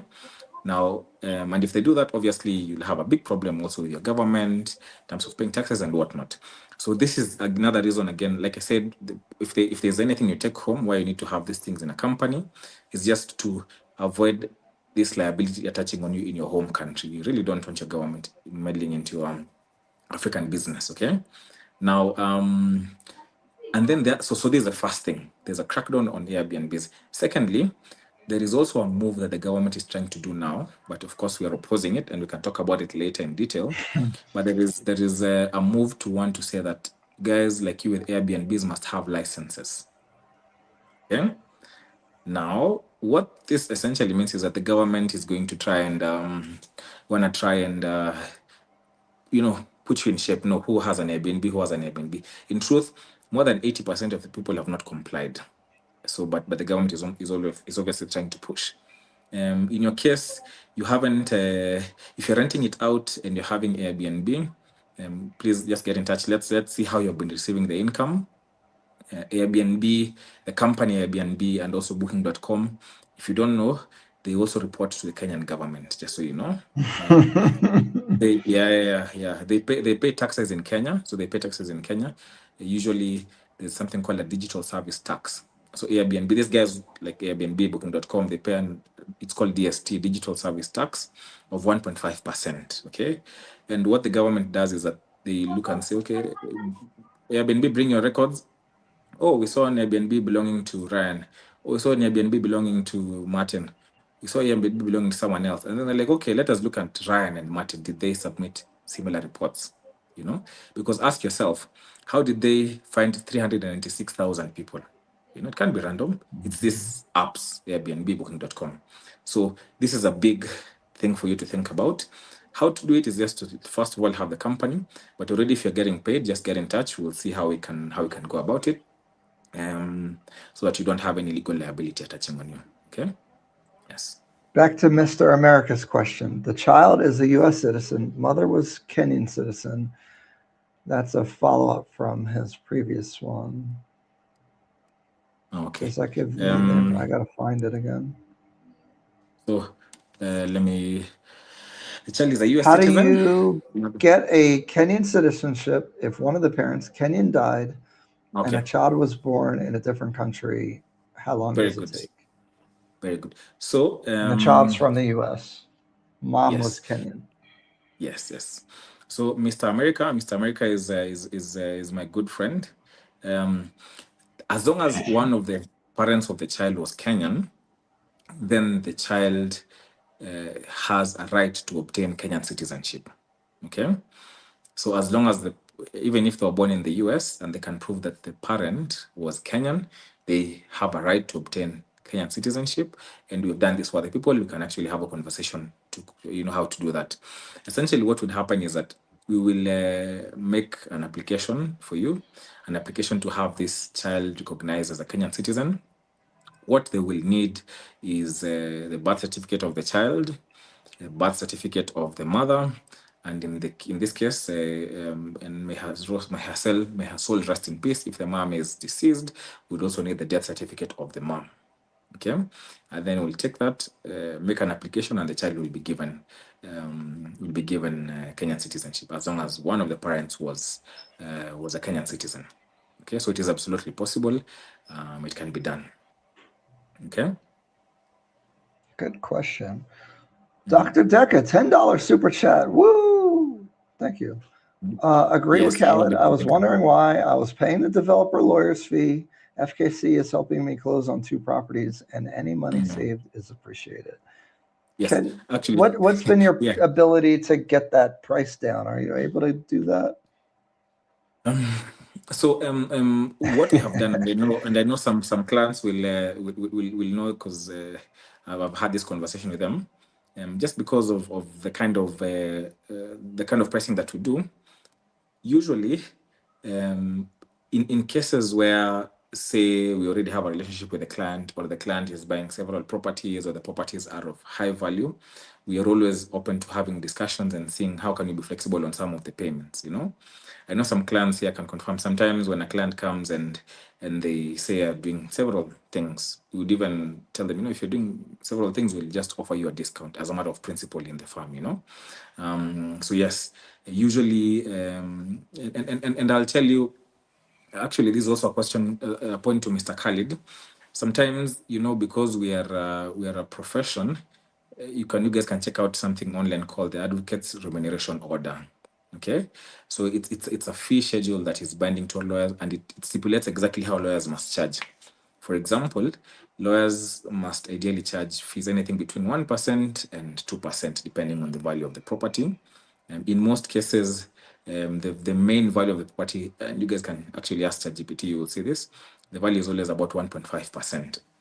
For the guys who have worked with us, in most cases, that we charge 1.25% in most cases. In some cases, we charge you 1.5 depending on the complexity. But usually, we would have a problem with the profession if we charge, say, 0.5% or whatever, because there's a prescribed scale. Okay, but absolutely, Dr. Decker, in cases where we can save money, we absolutely always want to help you go that route. I think part of what she's asking is negotiating the closing cost on the developer side, paying for their attorney as well. Yes. Are you able to make progress on that? To be quite frank with you, and I'm being very honest, it is almost close to impossible to have them go below the 1%. It's very, very difficult.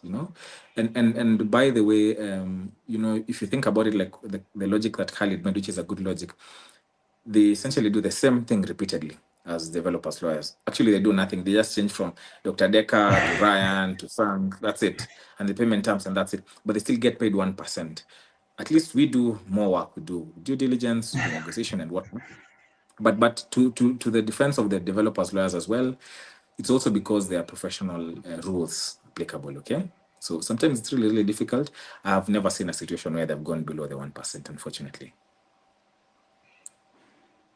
If the property will first be registered under your name as a foreigner and under your personal KRA PIN, can you later transfer the property to your Kenyan company where you are 100% owner? I think you covered this. It's just more expensive. Yes. You can absolutely do it. This is a good question to use a HB. It is possible, but it's just going to be expensive for you. But it's absolutely possible. If the property already has a sectional title registered, it's going to be even more complicated and more. So it's possible. I just want to say that, but it's going to cost you some more because look, you already have a title reading your name, Mr. User, right? Now, if you're changing it, that means that document has to be destroyed and a new property and a new document generated. Obviously, that will have cost. And we try to advise that you do it earlier on, because earlier on, when you do it, you don't have to interact with the government. Okay? Yeah. If you interact with the government, do you pay stamp duty again? Are you if you'll be 100% shareholder in the company, you do not pay stamp duty as long as you're 100% shareholder. Okay. Yes. Okay. Cool. Yeah, that's what he's asking. Cool. Oh, is that all the questions? That's all. Ryan, I've just put the WhatsApp phone number down there. So at the bottom of the chat. How come I don't see it? The very, very bottom. Oh, no, I still don't see it yet. It's and what's that to me? Oh, I don't know. On the chats. Why don't I see your chat? You don't see? I don't know. Lawyer, but all right. I don't see. I know. Are you banned? I'm sorry. Kenyan on West Coast here. Thanks for a fabulous platform, Ryan. Frank, you've earned yourself a client. Hey, member too. Thank you. Wairimo, West Coast in the US. That's amazing, Wairimo. Please get in touch. Wairimo, we really, really love working with diaspora. If you're in diaspora, we really like working with diasporas like you. One reason why we like working with diasporas like you, Wairimo, and Kenyans will get this, is that sometimes if you're investing back at home, you don't want your relatives knowing that you're investing, for example. It's an African thing. Africans will get it. You'll pay black tax. Sometimes you'll be told, no, buy a property from your uncle or buy a property from this neighbor. So working with professionals just helps you avoid, keeps everything confidential for you. You cannot always trust your relatives, this is one thing that we usually do. And really, it's funny for me. I'm always interested that I have a pretty big amount of diaspora on here a lot. And I'm like, why do you guys want to ask me questions? Don't you have people at home? But I get it now. No. It's a thing, Ryan. Trust me, it's a thing. You really don't want you in Africa, you just want to keep your affairs private if you can. And right. Africans in the building will relate. We have someone managing our apartment. Does that mean we have to set up a Kenyan company to register it with its own KRA? Let me see that question come up, Brian. I've just sent you on your WhatsApp the phone number of someone managing an apartment. Does this mean we have to set up a Kenyan company registered? Yes. The answer is yes. You should. Actually, this is a good point, and then I've discussed this question before. I think some people, I've discussed this a long time ago with Mr. America on a private consultation. Sometimes people get confused because what happens is that you have a property, you give it to your realtor, who's a property management, to get clients and do all those things. and then you think that, voila, I'm good, But if you ask me, this also puts you in even more significant risk. Why? Because again, remember, tax is like accounts. It's a double entry system. You must always remember that. So what's going to happen, this property agent most likely is going to pay taxes. It's going to say, I'm paying taxes. So this year I'm paying taxes of $1,000. Government says, oh, good. How did you get this $1,000? Or, I managed Ryan's apartment. I managed Mr. America's apartment. I managed Stacey Chanel's apartment, for example. This is very good. Thank you so much for being transparent. Now let us go. Let us see if Ryan has declared. Let us see if Mr. America has declared. Then you're in trouble. Okay, so if there is a clear distinction between management and taxes. Just simply because they are managing it for you doesn't mean that they're taking the tax obligations from you. The management company will pay a management tax. They'll pay a management tax, and that's it. Okay, because they're a company on its own. But you, with your income and your and whatever you're doing, you have your own tax obligation. Okay. So you still need to file and pay your taxes. And you guys, you must reach out to us as soon as possible. If you're not already our client, if you're our client, you're good. We'll reach out to you ourselves, but you must file those taxes in the next month or 2 months maximum. All right. If the developer had out the property to you and you haven't paid the stamp duty, can you still pay taxes to the government? I don't know what that means. Yeah, no, I know what he means. I'm just waiting for the question, but I know exactly what the question means. Sometimes, Ryan, it happens that they have done the handover, but they have not yet done the registration. Okay. Oh. Because the procedure of things usually is that the property is complete. The developer wants to hand over the property as soon as possible for two reasons. First, they want to hand over the property because so they can say, you know what, we did our handover. It's a handover for developers is a marketing gig. It's a marketing thing, So they want to use it as an avenue to market, but also secondly, because they want to limit liability. So Ryan, they've handed over the property to you. The property collapses. But Ryan, you already did the handover, you see? So those are the two reasons. And that's why Ryan always keeps on saying, just work with good developers, okay? So it is possible that the property is handed over. If you look at your sale agreements, they tell you will pay stamp duty later on at the point of registration. So you can have the property already living the property, but you haven't yet got the sectional title. In that case, you will technically don't need to pay taxes. But I'll explain. But technically, as far as the government is concerned, you don't yet own the property. Are we clear? Because transfer hasn't happened. Okay, so legally, you living in a house doesn't mean owning the house. Handover doesn't mean owning the house. Owning the house means having the property transferred in your name and you having a sectional title in your name. So from a tax perspective, you don't need to pay taxes. However, I want to give this clarification to Sanik and everyone else. I don't want you guys to think that, don't have the perception that, I'm getting taxed. No. People don't get taxed. What gets taxed is income. Okay? This is an important thing, yeah? So your income is what gets taxed. So for example, you have a property, you live in the property yourself. Are you making an income? Are you paying yourself rent? No. So because you're not getting an income, you're not being taxed. Okay? So I want you guys to remember, just because you have a property doesn't mean you're getting taxed, because you as a person, you don't get taxed. What gets taxed is your income. Okay? So if you're not making an income, you don't get taxed. However, as long as you have a career pin, and even if you're not making an income, you must file your taxes. You just file your taxes and say, I made 0 shillings, and so I'm paying 0 shillings in terms of taxes. Okay? I hope this distinction is clear, Ryan. At least for you. Okay? Good. Yep. Good to go. That makes sense. Martin, do you need ETIMS invoices even for service charges of apartment, or are there more exceptions? This is a really, really good question this is Martin, yeah? It's a really good, yes. Now, thank you so much, Martin, for bringing this discussion up. And I know we've had this conversation also in private, so I'm happy that you're bringing it out for people to also know.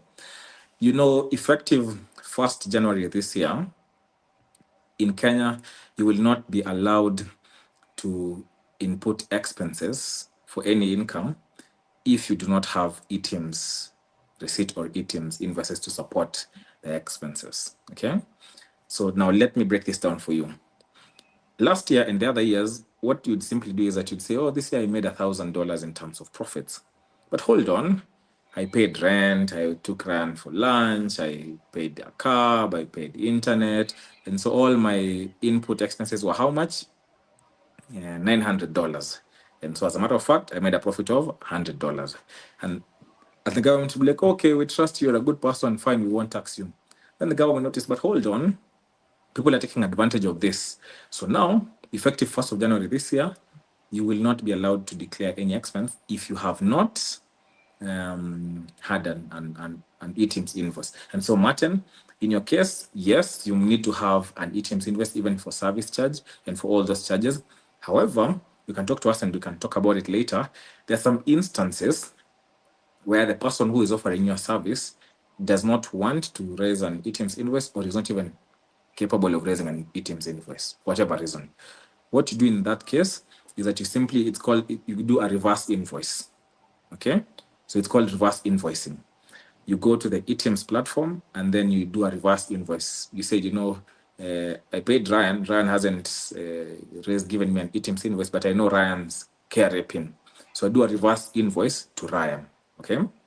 I say I paid Ryan $1,000. So just go raise a reverse invoice and then it is tagged on Ryan that Ryan give me $1,000. So even if Ryan doesn't give an ETIMS invoice, it's not all lost. You can still comply. And what this means also is that there is a lot more exposure to you guys on a tax perspective, because you see, you must remember, like I told you, tax is like accounts. It's a double entry system. Okay, so if you do that, remember, so Martin says I paid Ryan $1,000 and then he has done a reverse invoice. Ryan does not know that. Ryan never checks his ETIMS invoice. Ryan never talks to his lawyers, so he doesn't know that Martin did a reverse invoice. The government just sits and says, but hold on, Ryan said nothing about this. Let us go for Ryan. You see, you're in trouble. You see? So you must be really, really careful, because there could be people out there who are doing reverse invoices to you and they will never tell you. Okay? That's when you need to talk to your lawyers. If you talk to us, we have ways to just check and see who has raised any reverse invoices for you, so that you can plan yourself, because it is going to happen so much and most of you guys are going to be in so much trouble. All right, couple questions. So I'm getting off soon because got to be somewhere super early tomorrow. Elisa Mitchell, greetings, tuning in from Tampa Bay, Florida. What's going on? How are you? Shout out to our friends in Florida. Yeah. Mr. America, if the developer delays a project for a few years and last payment 10% was contingent upon completion, is it possible to not pay the final payment due to loss of potential rental income? Depends on your contract, no? Good. I wish Abdi was here. This is an expertise that Abdi always does. I know. In some cases, Mr. America, I know, because we've had these conversations. I know some of the parties you may have gotten a long time ago before we got to know each other. So obviously, that ship has already sailed, yeah. But one thing that we always try to do whenever we do sale agreements for clients is to try to negotiate an instance or a situation where there is a delay in completion. Okay, so you see, Mr. America, you cannot rewrite a contract post writing. So what this means is that if there was no specific clause in the contract that allows you a recourse or some remedy as a result of delay, it's not possible for you to come in later and say, oh, no, this has happened, now I need to get some compensation. So it's not possible if it wasn't in the contract. However, if we started the conversation together, Mr. America, we always try to have a clause in the agreement on those instances. And one thing, for example, like we see in some, not in all, but in some contracts, they say, if you delay, we charge you like 2% or 1% per month of the outstanding amount. you know. So if we find a clause like that, we say that's all you need, halas. We also say, and if you delay, we charge you a 1% interest payment, something like that, you know. So it can be done, but Mr. America, unfortunately, it can only be done if there was a clause in the agreement. And this also goes to Mr. Khalid's question on the value that lawyers give. Sometimes you think any developer is going to put that clause in the agreement voluntarily? Absolutely not. So, but if you came to us, we can always try and negotiate some of those clauses. Because again, to Mr. Khalid, it is never a problem. It's never a legal problem until there's a problem, you know? So we try to avoid those eventualities. Elisa Mitchell, great content. These topics are needed. Thank you. I mean, your Uber Eats order has been cold by now. Yes, it is. Sid, if you rent out your property to someone who's running Airbnb business, who's responsible for paying taxes? You are If they're responsible to pay subleasing it. taxes. Yeah. You are responsible to pay taxes. Why? You remember the thing that I mentioned about? You remember the thing that I mentioned about? People are not taxed. Income is taxed. So you must remember that, okay? So, because, and I'll talk to that question about double taxation, because it is an income that is being taxed. So the person running the Airbnb has an income because you pay them a consultancy, a management fee, right? So they pay taxes on that income that you pay them. On the other hand, you are the one who's getting the Airbnb money when people are sleeping there, right? So you are, that income for you gets taxed. There's a follow-up question: is that double taxation? This is not double taxation. Well, if I rent out my property long term and then the person under me is doing the Airbnb, I think that's what he's saying. No. So you see, if you're renting out a property long term and then the person now who's your so it's you, Ryan, who owns the property.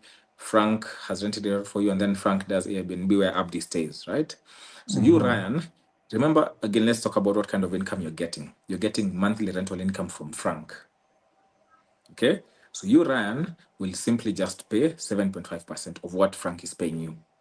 Okay, remember, when it comes to me, Frank is now running the property and I'm renting it out to Abdi, who's a tenant, comes, sometimes goes. I will pay Airbnb taxes, and that is usually about 5%. Okay, why is this double taxation? And this is a good question. Is this double taxation? This is not double taxation. Why? Again, remember the principle I talked to you guys about, separate legal personalities. Ryan is a separate legal person altogether. Frank is a separate legal person altogether. And so Ryan is running a separate business from Frank. Ryan is running a business where he's doing monthly rental income, so he's getting taxed on that income. Frank is running an Airbnb. It could be in the same property, it could be in a different property, but I'm a different entity and I'm earning money differently. I get taxed differently. Okay, it's the same way. You're employed. If you're employed, you pay employment tax, but also your employer pays some taxes, right? It's not double taxation. Your employer pays the taxes. You as an employee, you pay your taxes. Okay, so it will not be double Abdi, taxation. Yes, did you have hello. something on the, yeah?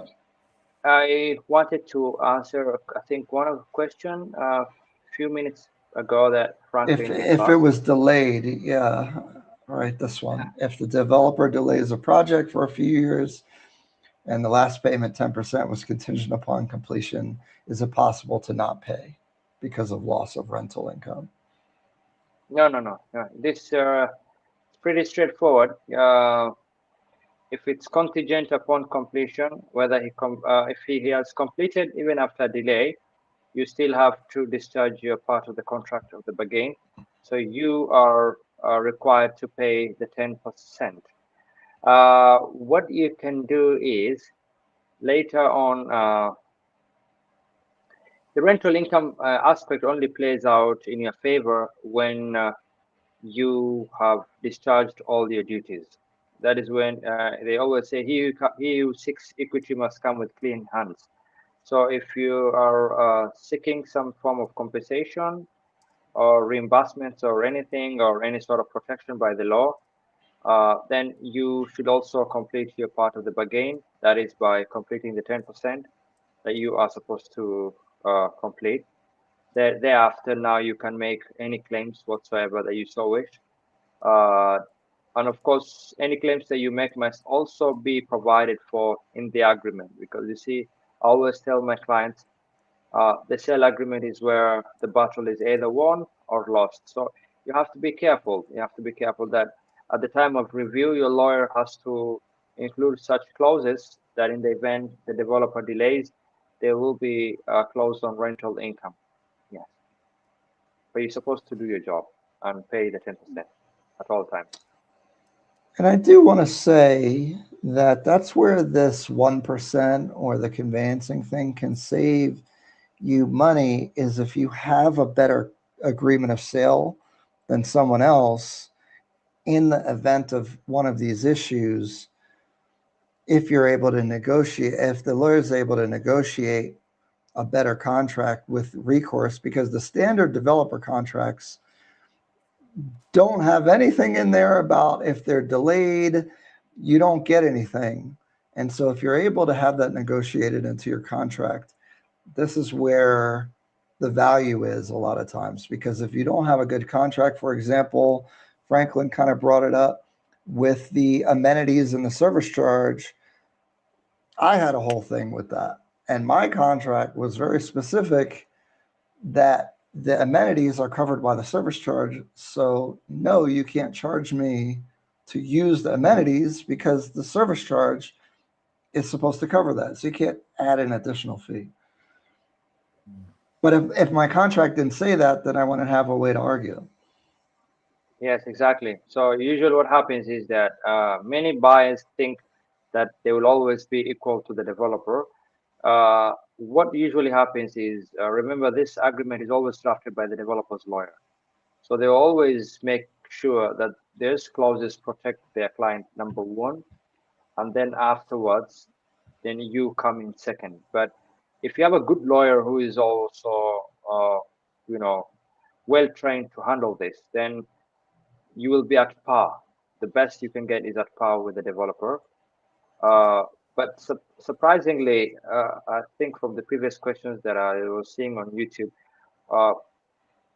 most clients who are inquiring that, why do I need to pay double fees? What's the job of the other lawyer? It's the same lawyer who's also going to represent you at some point, and they're gonna, help you in processing your title deed later on. Yeah. So in the initial stage of the transaction, they're against you. They draft those clauses against you. But then later on, they're the same ones who are asking for payment, and they're like, you know what, give us legal fee, and we're gonna fast track this processing of the sectional title realty for you. So they also now become your friends, and they become your lawyers towards the end. Ran, I just wanted to say, stuff.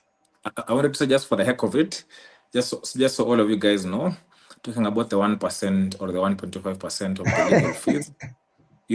Just so you see how dejected we are and how poor and how frustrated we are. Lawyers get paid anything between 1% and 1.5%. The government gets 4%. Did you hear that?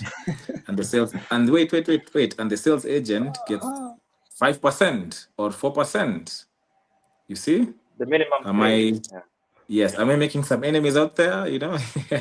So the next time you think your lawyer is getting paid a lot, remember they get paid the least of everyone in the whole chain. Am I correct, Abdi? Absolutely, yes. We are the ones who are least paid, as a matter of fact. Yes. Yes. That is a good point. I'm just going to cover two last. Oh, it's O'Shea Duke Jackson in here.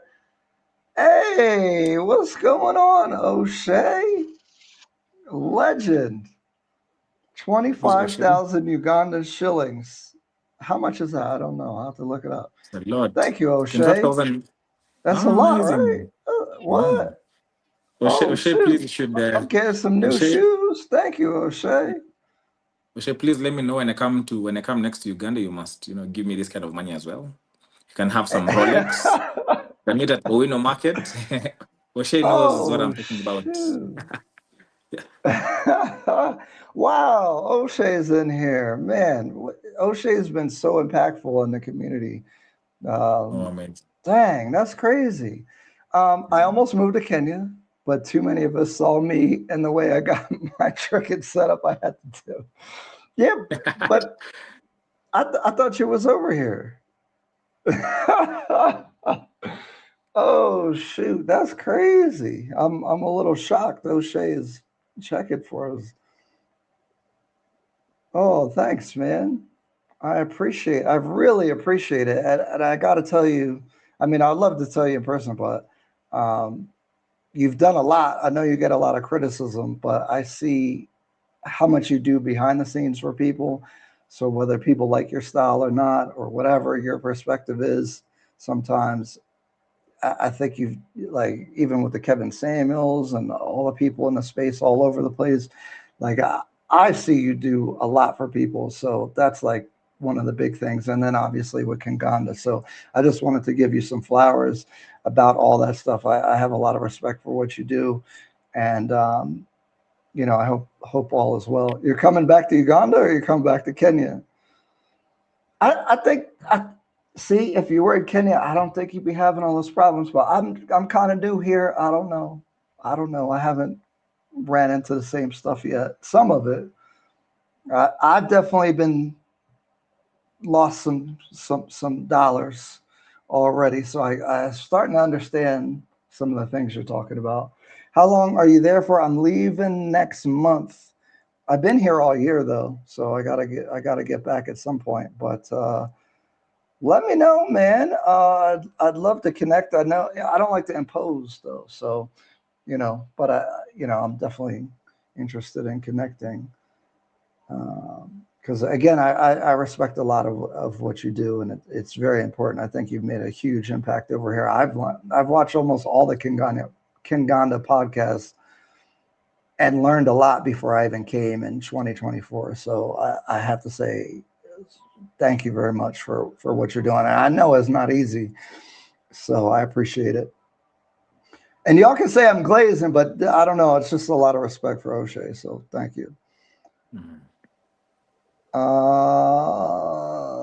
Last two things, because I am tired. I go to bed like 8, 9 p.m. So I'm tired. Is a trust account to be used for the Class G? I don't think they relate, do they? Yeah, Ran, I saw this question and I thought you had missed it, so I wanted to answer it for Michelle I Logan. didn't want to open the can Yeah, of worms with trust because I that's a know. whole nother No, hour. no, but it's okay. I think I want to answer this specific one because no one has asked it. So Michelle Logan, no, unfortunately for Class G, you can't necessarily use a trust, because a trust is Oh, essentially what, Ryan? it's its own person. Oh yes. Oh, all right. So no. A trust is essentially not an investment vehicle per se, like when you think about investment and investment vehicles, a trust is mostly what comes in mind when we talk about asset protection, liability protection. As you know, trusts don't pay taxes. So if you're not paying taxes, you're not necessarily investing as far as the government is concerned. And so to answer your question in a very summarized way, unfortunately, no, you cannot use a trust for Class G. If you're doing Class G, one of the requirements to get the Class G is that you must register a company. Okay? So it takes away the fact that you can use a trust. But however, what you can do is that you can register a company, which is an LLC company, use it to get the permit, and then the company can be owned by the trust. Okay? So the trust can be up here, which owns the company. It can own companies, it can even own properties, it can own many things. And then you can get a permit, but all of them owned by the trust. Okay? So you can't really use a Is trust that to get a Class structure G. expensive? No, it's not. It's actually not. Yeah, it's not. Like to It's manage it, it's right? Because now you need management mm, on the trust, trustees, and then the company needs its own. but I mean, in if you make it wrong, there's a way it can be expensive. But you see, like what we try to do at FKC Legal is still to make it seamless and accessible. So, like for example, the company would cost you about $50, or if in some extreme cases where it's very complicated, maybe $100. Uh, uh, Same thing for a trust. The incorporation might be expensive, but then thereafter it becomes easy and simplified. And by the way, and one day when we Okay. have time, we can't talk about it now because it's past 3 hours.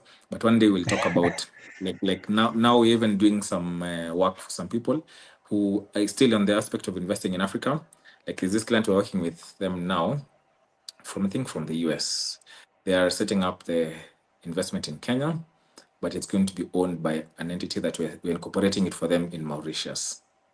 Okay. And Yeah, I was looking this, into that. yeah, Yeah. this is the kind of thing that also Mr. America is very happy to hear, But essentially, we are actually also doing that with some people. I'm just gonna switch off my camera. Yeah, my power went out finally, so I'm just gonna be on audio. But essentially, yeah, it is possible that Ryan, I think when you finish, you should tell the audience the true story about my situation, but it's gonna come after. Caribou, Kenya. Yeah, thank you. But it's possible for you to have the company registered in Mauritius, and then you do it, you own and operate it in Kenya, in which case you don't pay any taxes, absolutely. Interesting. All right. Hold on. Let me do the super chat. Darnell, $2 yes. super chat. Thank you. Yeah. I saw this from Darnell a long time ago. Yeah. That 25,000 you got in the shillings is $7. I thought something, No, but I appreciate it. That's funny. Buys you a Rolex. Yeah. You could get one at the market for that much, though. No. Like there's something in Uganda called a Rolex. Like there's a food called Rolex in Uganda. So what I will tell you, it's very Ugandan. Okay. Yes. Oh yeah. So yeah. Okay. This is a good question. Darnell. Okay. Darnell, Franklin, yes. can you help with opening a bank account? Yes. Absolutely, Darnell. And I know if the clients who are here and you've worked with, absolutely, we can help you get the bank account. It's very, very simple. It takes only a few days. We can actually do the company registration for you as an individual, if you're an individual, and also for your company, if you have a company. The individual takes just 1 day, 2 days maximum to set it up, and then some time for you to just get familiar and operationalize it. The company might take slightly longer, but it can absolutely be done. The only catch, Daniel, is that for the company incorporation, unfortunately, this is one of the 2 services only that we offer that you'd need to be in the country to get. Okay, so while you can get the bank account for you, we unfortunately cannot get it for you remotely.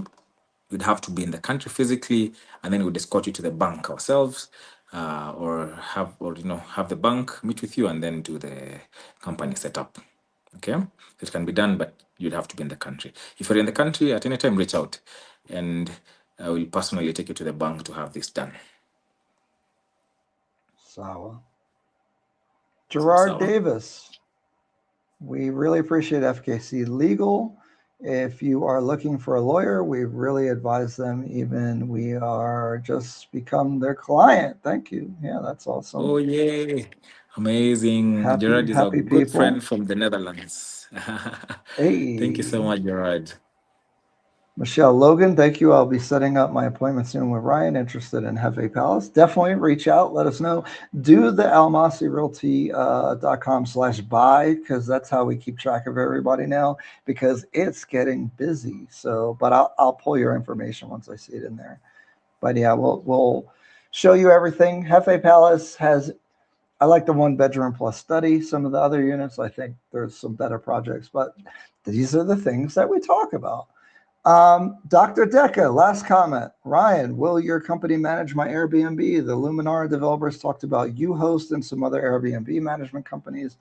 I will be out of Kenya most of the time, so we'll need a company. We do not do management right now, just trying to get the sales perfected. By the time Luminara completes, my plan is to start doing the Diplomat for my personal units and have trial and error with the management for that. And then after we mess up my own stuff and figure out how to do it right, then probably the next step is to help you guys out, because there is a gap in good management. I don't know of any good managers. They ask me, I don't give referrals because I don't want you guys yelling at me. So that's the plan, though. So by the time Luminar is done, yeah, we'll probably be able to do it. But right now we don't. Thank you, Franklin, so much. Valuable information. Abdi is also great. Sorry he could not join enough today. It's funny because Franklin's power is out. Abdi's power was out. Yes. I do have my power, but we have a generator that actually powers the inside of the unit if it goes out, which is something that you should ask when we're at these properties because they'll maybe one outlet works and that's it, or just the common areas, but they'll tell you they have a backup generator.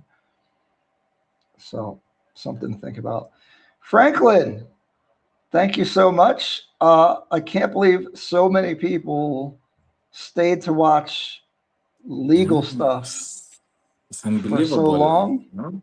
It's crazy. Wow.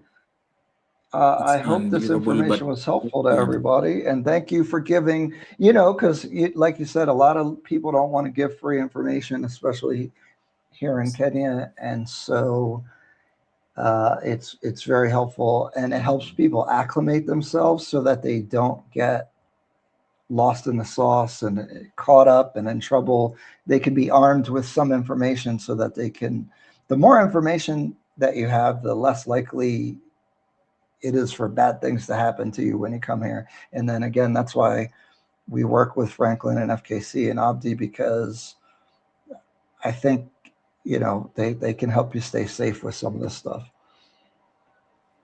indeed. And Ran, I don't know if let me just say that also. Thank you so much to the audience for following. It has been a real pleasure. We exist to serve you guys. That's why we are very generous with all the information, and all our clients will tell you that. The guys that we have interacted with, we don't hold back on any of the information. We try to give you all the information so that if you work with us, you are very well equipped and you are well knowledgeable. If you don't work with us and work with another lawyer, you also are very well equipped and well knowledgeable, because our mission is to make it seamless and to set a standard on legal services, investment legal services in Kenya. Because as it is now, we are the only law firm in East Africa that specializes purely on foreign direct investment. So you see, this is big. We're the only law firm in East Africa that specializes working with purely you guys. So we really, really understand what you guys go through. We understand your problems. We understand the kind of situations you guys go through, and we're here to help you. And I was just going through the chat. I hope everything has been answered. If you feel something is not clear, just reach out to us on the WhatsApp or on email, and we'll be very happy to give you the clarification. And I just wanted to say, Ryan, I don't know if this is the right time to tell them my situation. So I'm gonna turn on my camera. So this is how I look. Missing my teeth. so everyone who's watching, just so you know, I was actually in my farm earlier on today, and I rushed home very, very fast to come for this live, only to get home and there's no power. So this is how I look. You can only see my teeth. So I'm telling Grant, you can plan for everything, and then just something messes up. So fortunately, I had charged my lighters. So I had power on the lighters, but they after 3 hours they went out. But I decided to do anything that I can to make sure that this live goes through. So I've literally been sitting in that the whole time. I know my Kenyans are gonna laugh at me because they can only see my teeth. But yeah, this is the kind of lengths we'll go to just provide you our services. Thank you so much. I'm really glad it worked out. I was worried it would be just teeth there. So I'm gonna keep smiling like Johnny Walker. Yeah. So thank you. And by the way, if you forget anything today, of everything that you've said, if you forget anything, a few things for you to remember. If you forget anything, as I continue smiling, you don't get taxed. Your income gets taxed. Number 2, don't confuse investment for residency. Number 3, when you come to us, we really like that you've done your research, but when you come to us, we'll tell you forget everything that you've read online and tell us what your vision is and what your mission and what you want to achieve. And our clients will always tell you that actually this is one thing that we try to just understand where you come from. So if you forget anything, these are the 3 things that I want you guys to remember. And then lastly, better call FKC Legal like you better call Soul. Thank you so much, Ryan. Asante sana. Thank you. Thank you, Franklin and Abdi. Thank you, everybody, for the kind words, the appreciation. I never thought I'd be here doing anything that I'm doing. It's amazing. It's a dream. And when people tell me that they really got value from it, it feels really good. So I appreciate you guys. We'll keep trying to do good work. We won't be perfect, but I do try to do my best. And so I appreciate all the support. Until next time, guys, I'm going to sleep. See ya. Have a good time. Just so they know, Ryan, for us now it is almost 10:30 p.m. in Kenya. Yeah. So how much you're dedicated. Tired. Nimechoka. Yes. All right. See you guys.